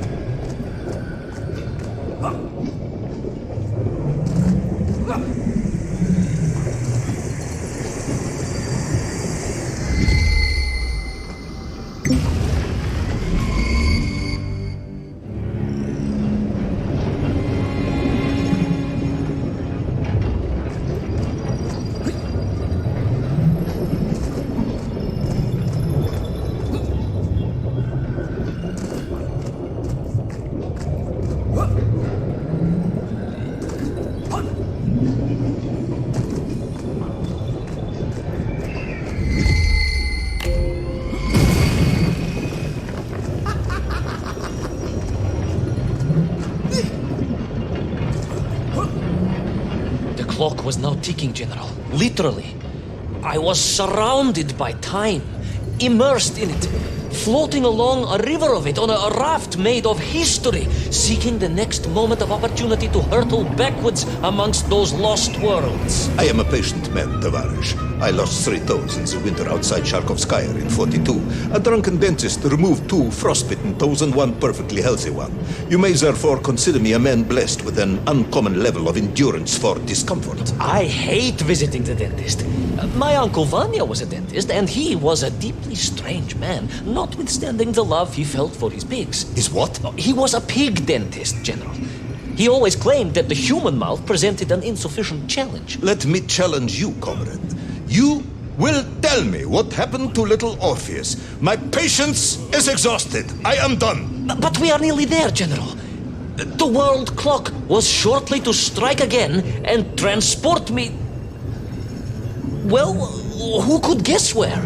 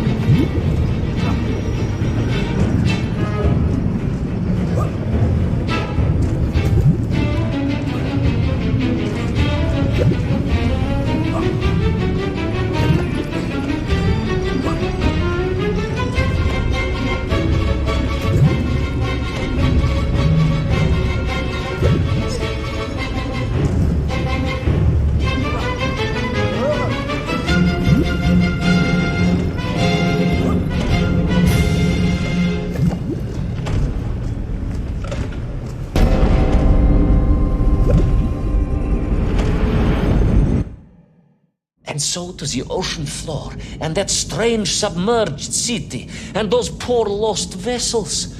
To find a shell case to hold all of my scavenged ingredients, the last piece I needed to construct my bomb. Ah, yes, I have been waiting for this. General? Time, Ivan Ivanovich. Whilst you have rambled on and on about it, I have simply bided mine. I am a patient man, as I have said. Yes, I don't feel I paid enough attention to the story about your toes. Do you have specially made shoes? Enough!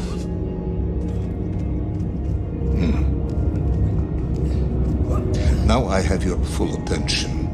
Indulge me, Tavarish. Explain to me how you made this bomb. General? Your bomb, comrade, that you so brilliantly constructed to destroy little Orpheus. Tell me how you made it.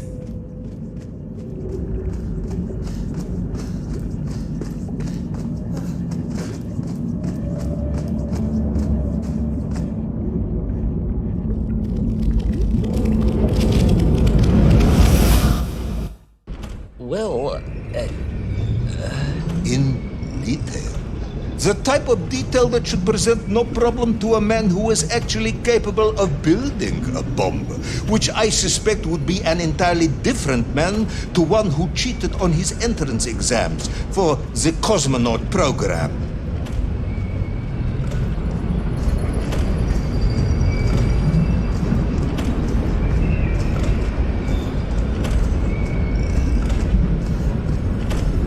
You are uncharacteristically silent, comrade. Cat, got your tongue? if I may, General, perhaps just a minute or two to gather my thoughts? There are precious few minutes left. We have reached our conclusion, I think.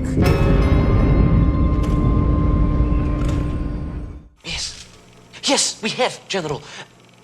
I gazed up at the world clock and knew I had arrived at my destination.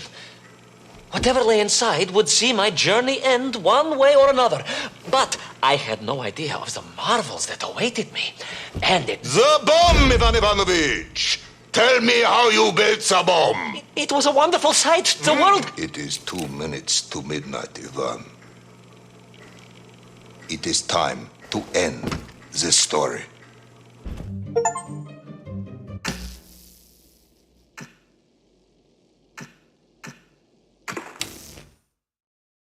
Let us recap. 3 years ago, you were sent to the center of the Earth as part of a top-secret mission to ensure the delivery of little Orpheus, an atomic-powered capsule. You promptly vanished until you casually wandered up to Molodiyozhnaya station 3 years later, claiming to have saved the world but lost little Orpheus in the process. Is this correct? Yes, General, it is, but... You are charged with many, many, many crimes against the state, including desertion, lying to a superior officer, and sedition. Any one of these charges bears the punishment of execution by firing squad.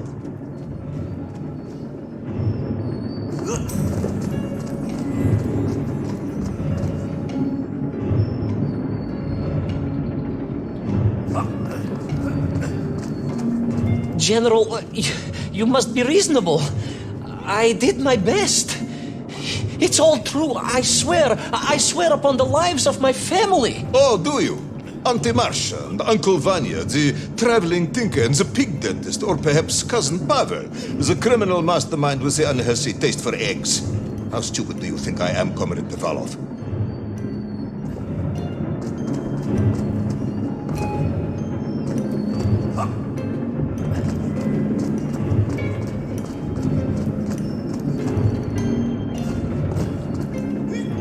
Subdayu, it is all true. Maybe your toy maker, or was it watchmaker, Faza, who apparently taught you all he knew, despite being killed when you were less than 5 years old. I was a fast learner? You have precisely 1 minute to convince me not to summon the guards, and have you shot on the spot. A minute? A lifetime. It's all I need, General.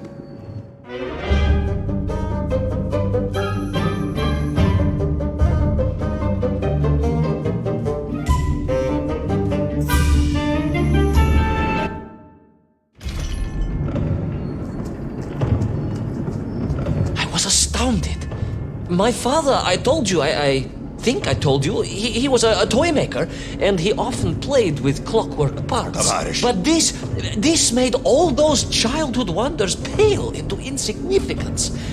And it was fortunate indeed that my uncle... Vanya, the big dentist? No, my other uncle, Sasha, had taken me mountaineering in the Urals during my childhood, for it was only by scaling these giant mechanical parts that I would reach Little Orpheus. Yes, I had been thinking that it seems awfully convenient that you were such an accomplished climber. I don't, however, recall any mention of this Uncle Sasha in your file. He was a very private A man. very unlikely man. That was Uncle Sasha's blessing and his curse.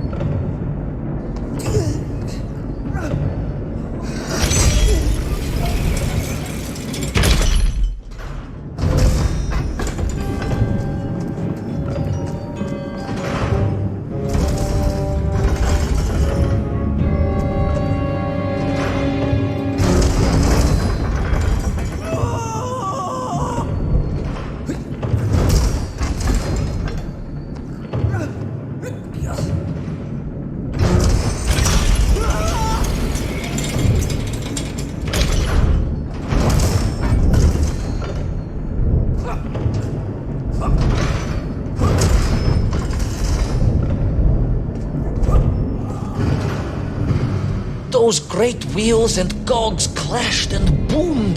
The vast hands of all time crunching forever and ever around. Ivan Ivanovich. Pendulums and springs and great big wheels and tiny little wheels. Tavarish Privalov, stop! Though at least the men were not here, especially as they seemed to infest the world below the surface. Mienkf, Mienkf everywhere. Mienkf, Mienkf, Mienkf. Many Mienkf. Mienkf aplenty. Mienkf. You're a bambling. Comrade, enough.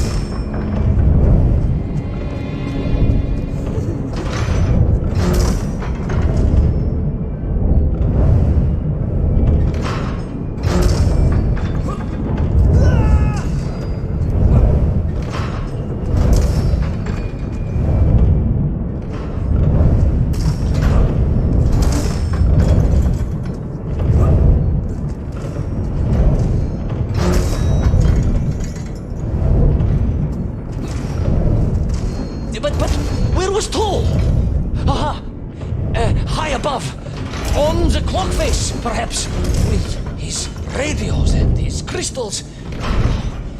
If I could just reach him, I could use the bomb. There is no bomb. You have no idea how to make a bomb. You have no idea about how to do anything one might actually expect of a cosmonaut. It's the bomb? Ivan Ivanovich! General? Time is up.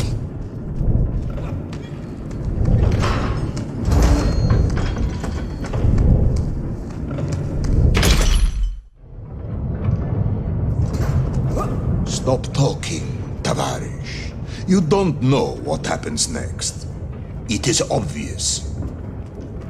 You've done very well. I applaud you for your efforts and your story. It is a wonderful tale, Comrade Privalov. I have enjoyed it immensely. But every story needs an ending. And it is clear yours does not have one.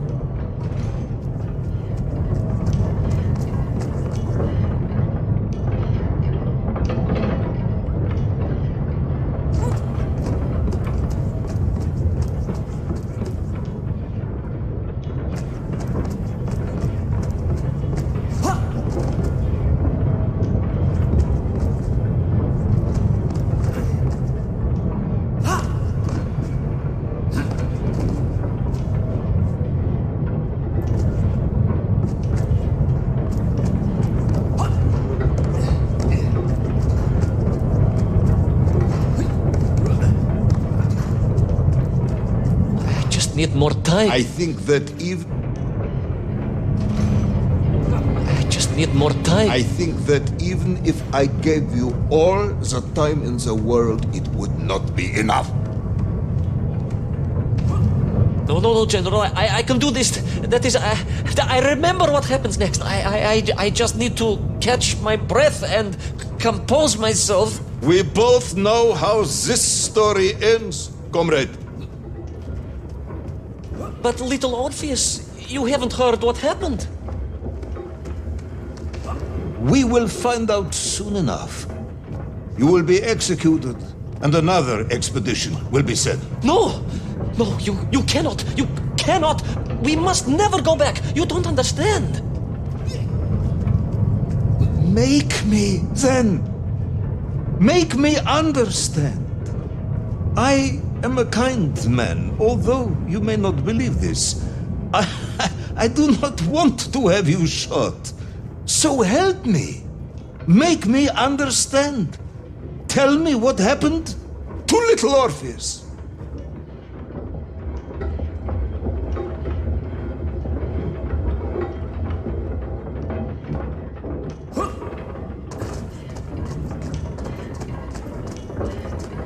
It was. Ivan Ivanovich? It was.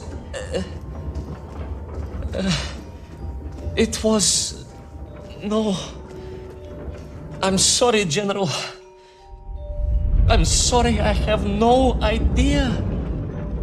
You are right. I simply cannot see what happened next. It's just. a blank, General. There's nothing there.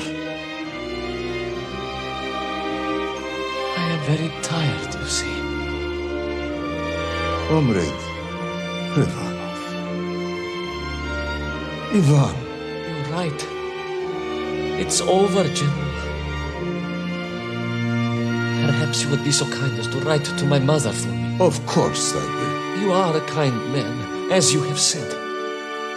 And, General. Yes, Ivan. Was it a good story? Oh, yes. It was an excellent story. Thank you, General. I am just sorry I couldn't give you an ending. Unless... General? Quiet, Tovarish. I am thinking. Unless...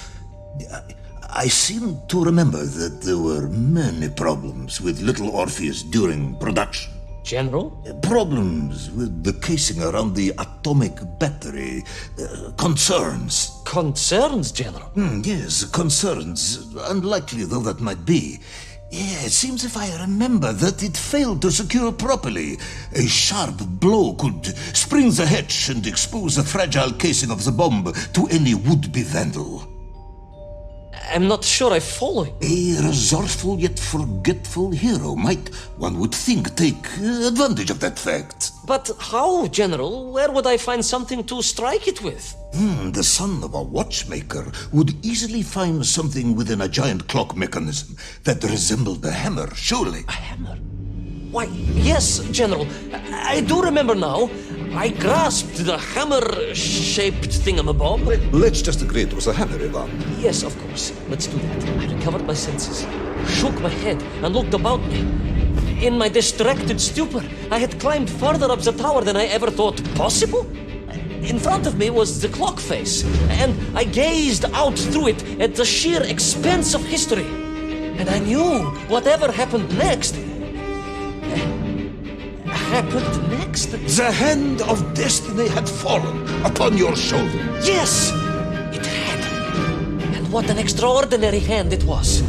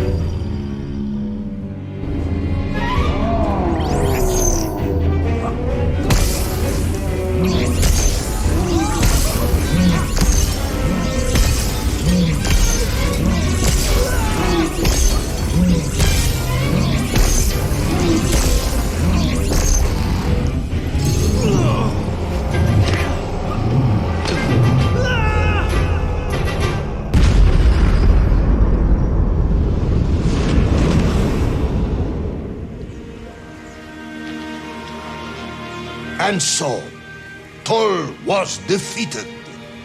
Little Orpheus destroyed, the bomb lost forever. Not just that, General. In that moment, time sprang back to its proper shape, and I found myself once more in Plutonia, the start of my journey. But the wound in the interior sky was gone. The drill was gone. It was as if I had never been here.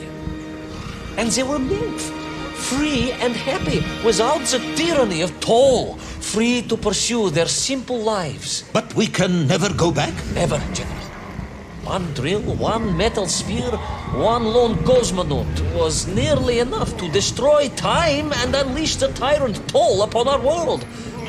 Who would think an innocuous beeping radio housed in a ball of metal could change the world so dramatically? Who indeed? But tell me, what of you? And what of your return to the surface? I stayed amongst the Mieng for as long as I could. But I came to realize they had begun to worship me as a king. No, General. I am a good socialist and could not allow this workers' paradise to become corrupted. And so I left that wonderful land for the last time. And then? And then I walked. For 2 years I wandered, always looking for a way home, through lands and worlds almost beyond imagination. Until one day I emerged, blinking into sunlight, and realized I was home. Until one day I emerged, just like that? You just found your way back to the surface? Well, General, it was a little more complicated than that.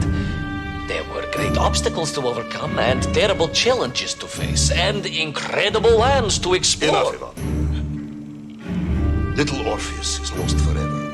The interior is sealed. You have returned with a story of socialism, triumphing over incredible odds. It is, as I said, enough for one night.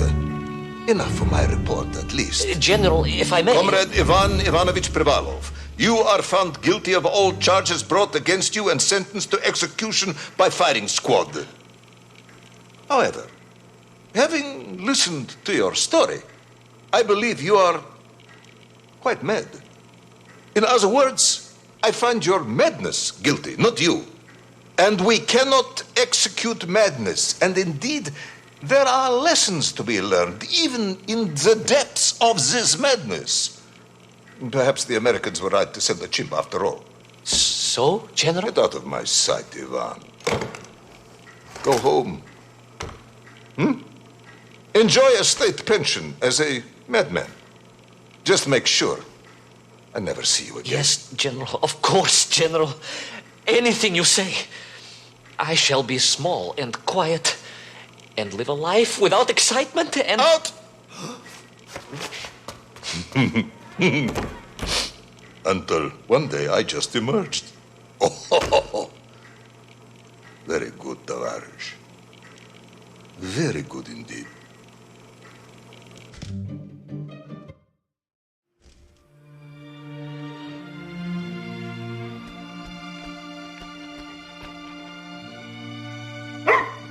Laika.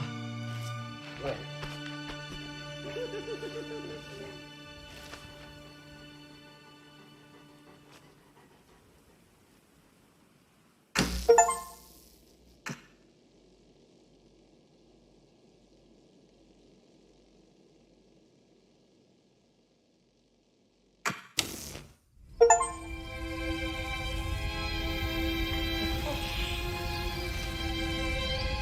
Who's the best space dog?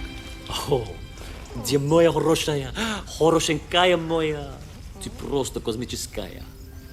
Hey, who's the best hairy cosmonaut? It is indeed a lovely sunset, and it reminds me of the skies of Peru. I didn't? I never told you about the wonderful Sky City? Well, it was an extraordinary place, but one filled with dangers. Well, it might have been simple for you to cross it, but you were in a space capsule. I had to rely on my own 2 feet, my noshki. Feet which, I might add, had just crossed the interior, beaten the villain Toll, and helped inspire the Mienk to a workers' revolution. Oh, that's all very easy for you to say, but your idea of civilized behavior is licking your own bottom in public. No.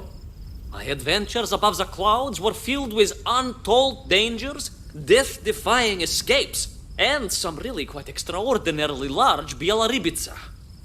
And it happened like this. Weeks had passed since I left Plutonia, and one evening, exhausted, I simply fell asleep at the foot of a strange windmill. And when I awoke, well, that thought didn't cross my mind. I was exhausted after all. This is besides the point, my nosy canine friend. What matters is this. When I awoke, the windmill and the ground around it had been carried high into the air. What magic was this? Что за магия? As unlikely, perhaps, as a suitcase-sized dog orbiting the center of the Earth for many years. Quite.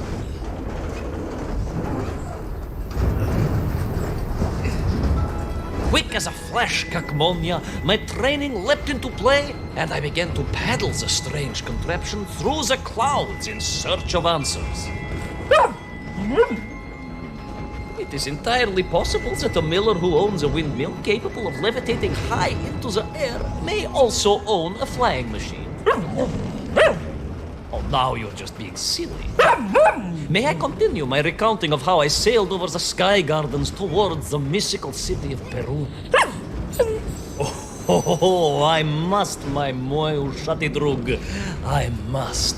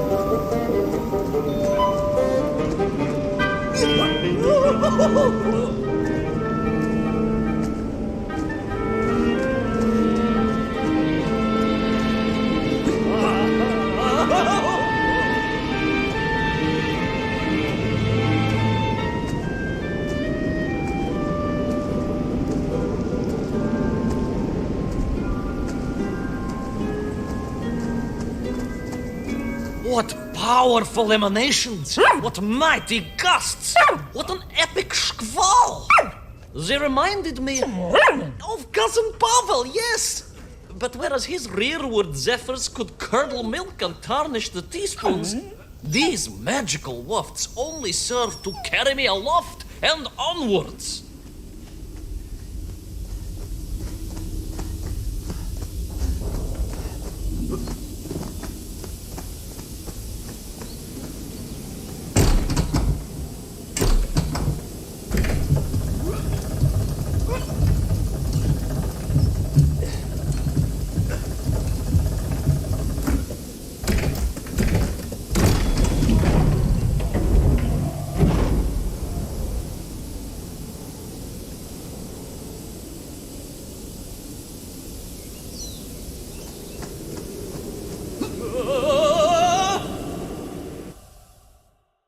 But something was afoot in the gardens of Perun.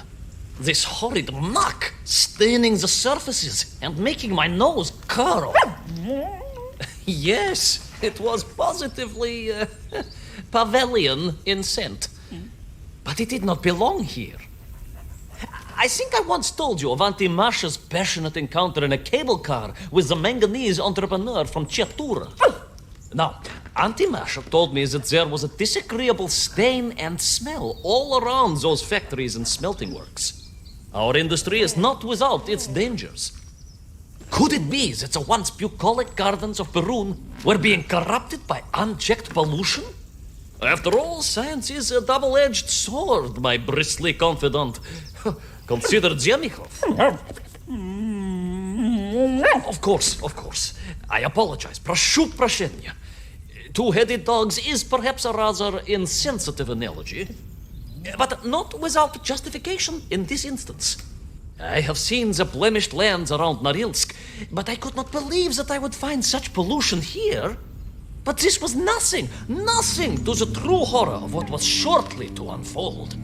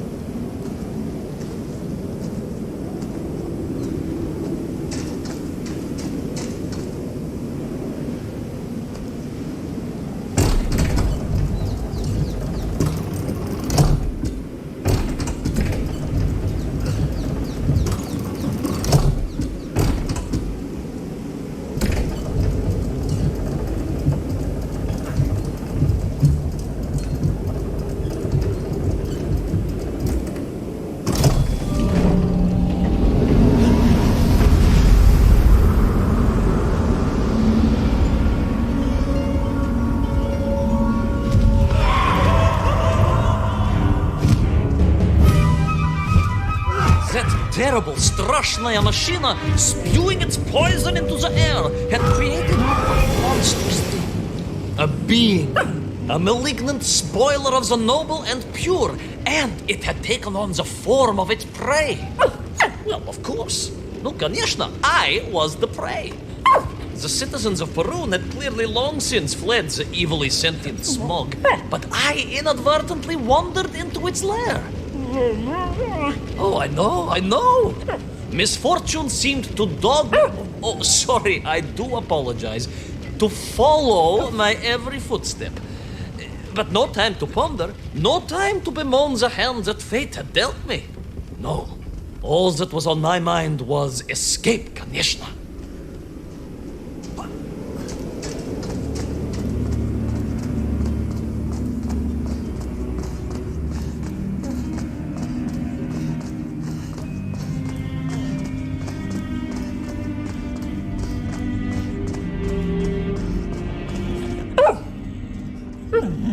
Yes, it was most interesting. The windmill seemed to be from an earlier age.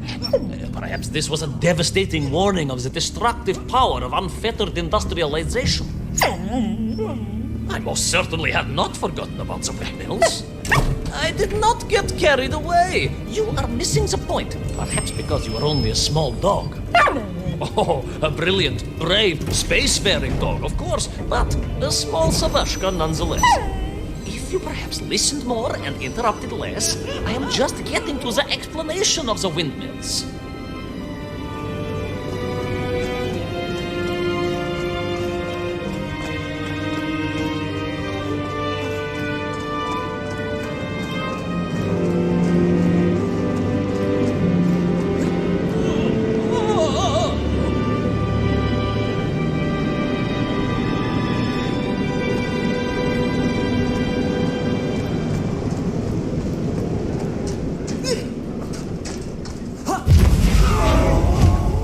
My stinky nemesis was back.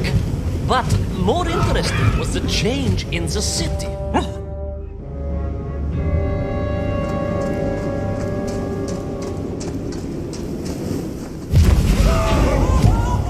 My stinky nemesis was back.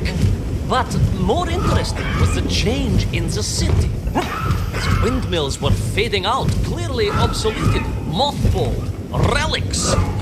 Instead, a sense of an obsession with power was apparent. Vast engines, terrible machines, ever hungry and reliant on the rapid consumption of fuel, the production of toxic fumes and choking gases. Pride, my pushisti compadre, pride, ambitia, ambition, the dark side of science. Zemechov's had too many. Don't be ridiculous, dog. Only a Durak with the intellectual capacity of a ringworm would think windmills are in any way harmful.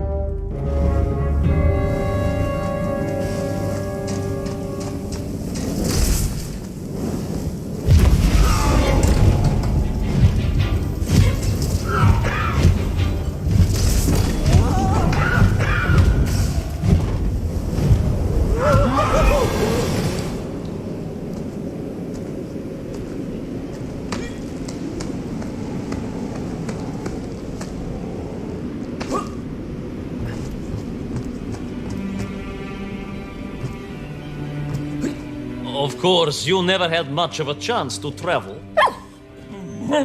Sarcasm doesn't suit you. You don't have the tail for it.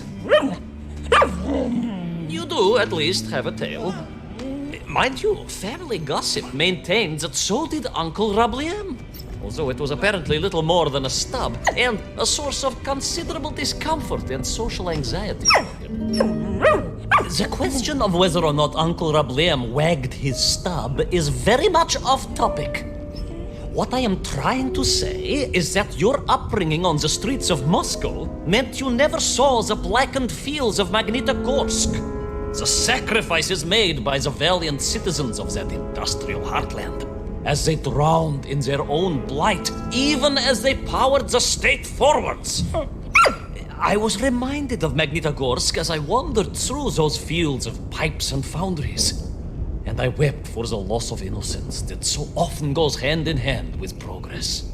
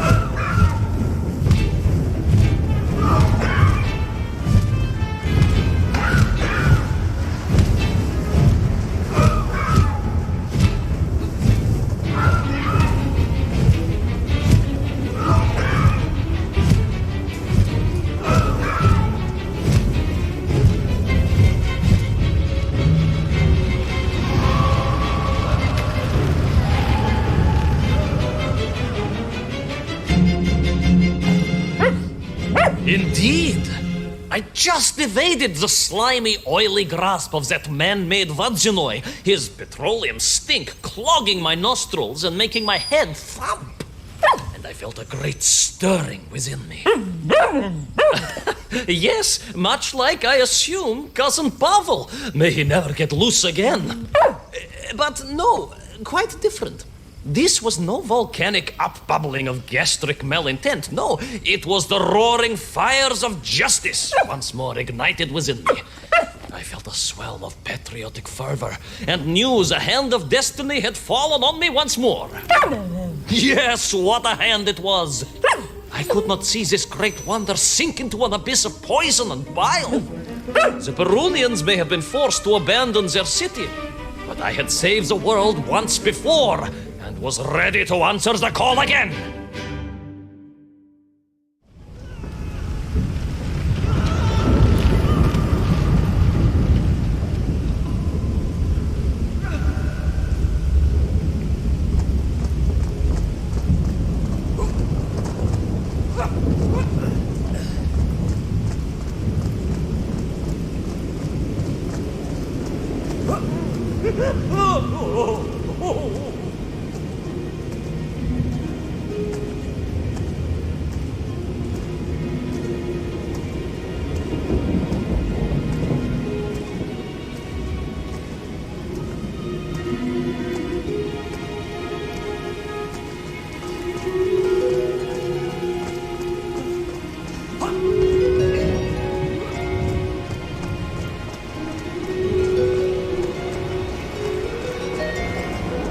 What strange metal Bielaribitsa clearly designed to swim through the air. I was amazed. And there was more. Beneath the fins, I spotted the apertures of hoses and was reminded of the time Auntie Agrafina devised a contraption to water all of her copious algae beds simultaneously with one flush of the toilet by a system of pipes and valves that ran throughout her house. Можно так сказать, in a manner of speaking, yes. Her algae were most irrigated, although her neighbor Victor was washing his trousers in the sink at the time and was bruised quite severely about the face and body. But these were no ordinary flying metal fish. They were designed to expel air, fresh air, and push back the polluted clouds.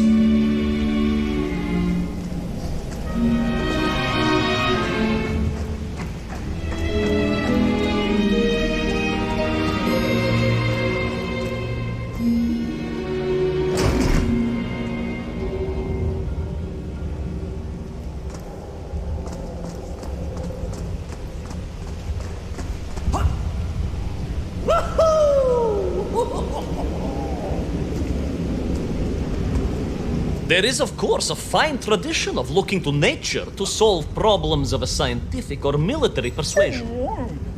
Yes, as you well know. My nephew, Sergei... Yes, the very same. Poor lad with his dermatological eruptions. Well, Sergei was stationed recently at Kazachya Bucht, where dolphins... dolphins were being trained as brilliant aquatic agents of socialism. Why not then be inspired by marine life? Why, there is a fish, I have heard, that can shoot jets of water from beneath the surface to knock its prey off little tiny twigs and into its mouth. If you were to tell the average mushroom sheriff that a dog would orbit the earth, I suspect you would receive a similarly sneering response. That is because you are a small, hairy hound of uncertain parentage. I, on the other hand, am a cosmonaut, the product of many months of training, and I realized the answer to pollution was here all along. The Peronians, tragically, had simply never had time to finish their feed. If only I could find a working, flying fish. If only. If only. Yes, if only.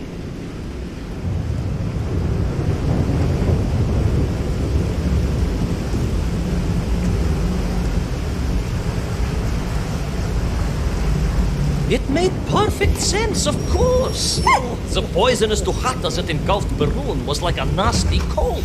And you know what to do with a cold to rid yourself of it. You may not get colds, but nor can you operate pea-shelling machinery. So, don't get ideas above your station. We humans, on the other hand, may produce up to 16 million perfectly unshelled peas in an average shift. But we are martyrs to our sinuses. But to clear them, aha! These are remedies we Russians have been perfecting over the long centuries of harsh winters. Onions. A quick snifter of onion oil will clear your head faster than a Pragviev can clear a hypothetical minefield. Yes, if I could find a functional fish, I would become that onion.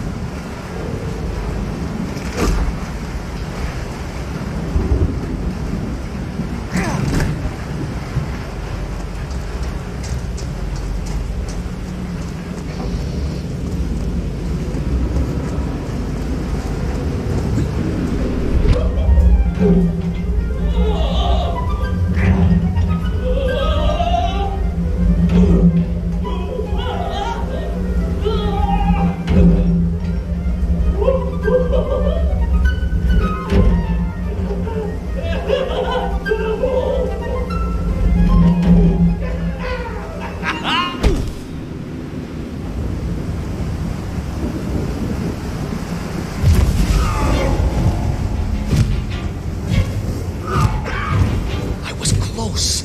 I could feel it. Yes, yes, the working fish, the ribka. I could feel I was at the heart of Perun, and my noxious pursuer had renewed its chase with a terrible vigor.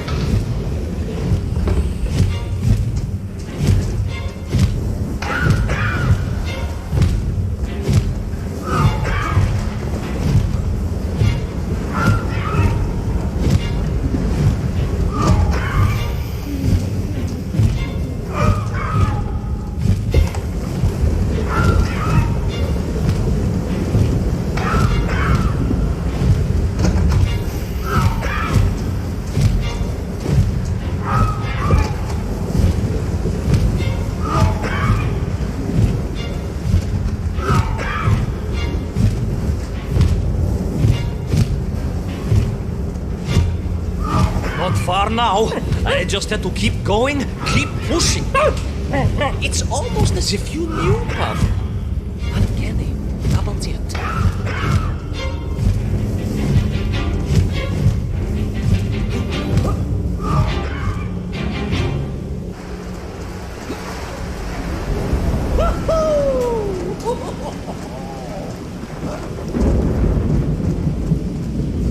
There she was. A beautiful sight. Her scales shimmering in the sunlight, her fins poised for action, her onion cannons primed for a great aerial conflict unseen in the annals of human endeavor. And you are just jealous it was a bigger flying machine than yours. No, my bilious pal. It was time for science to fight back. Yes, my hairy compatriot. Paechale! Onwards to victory!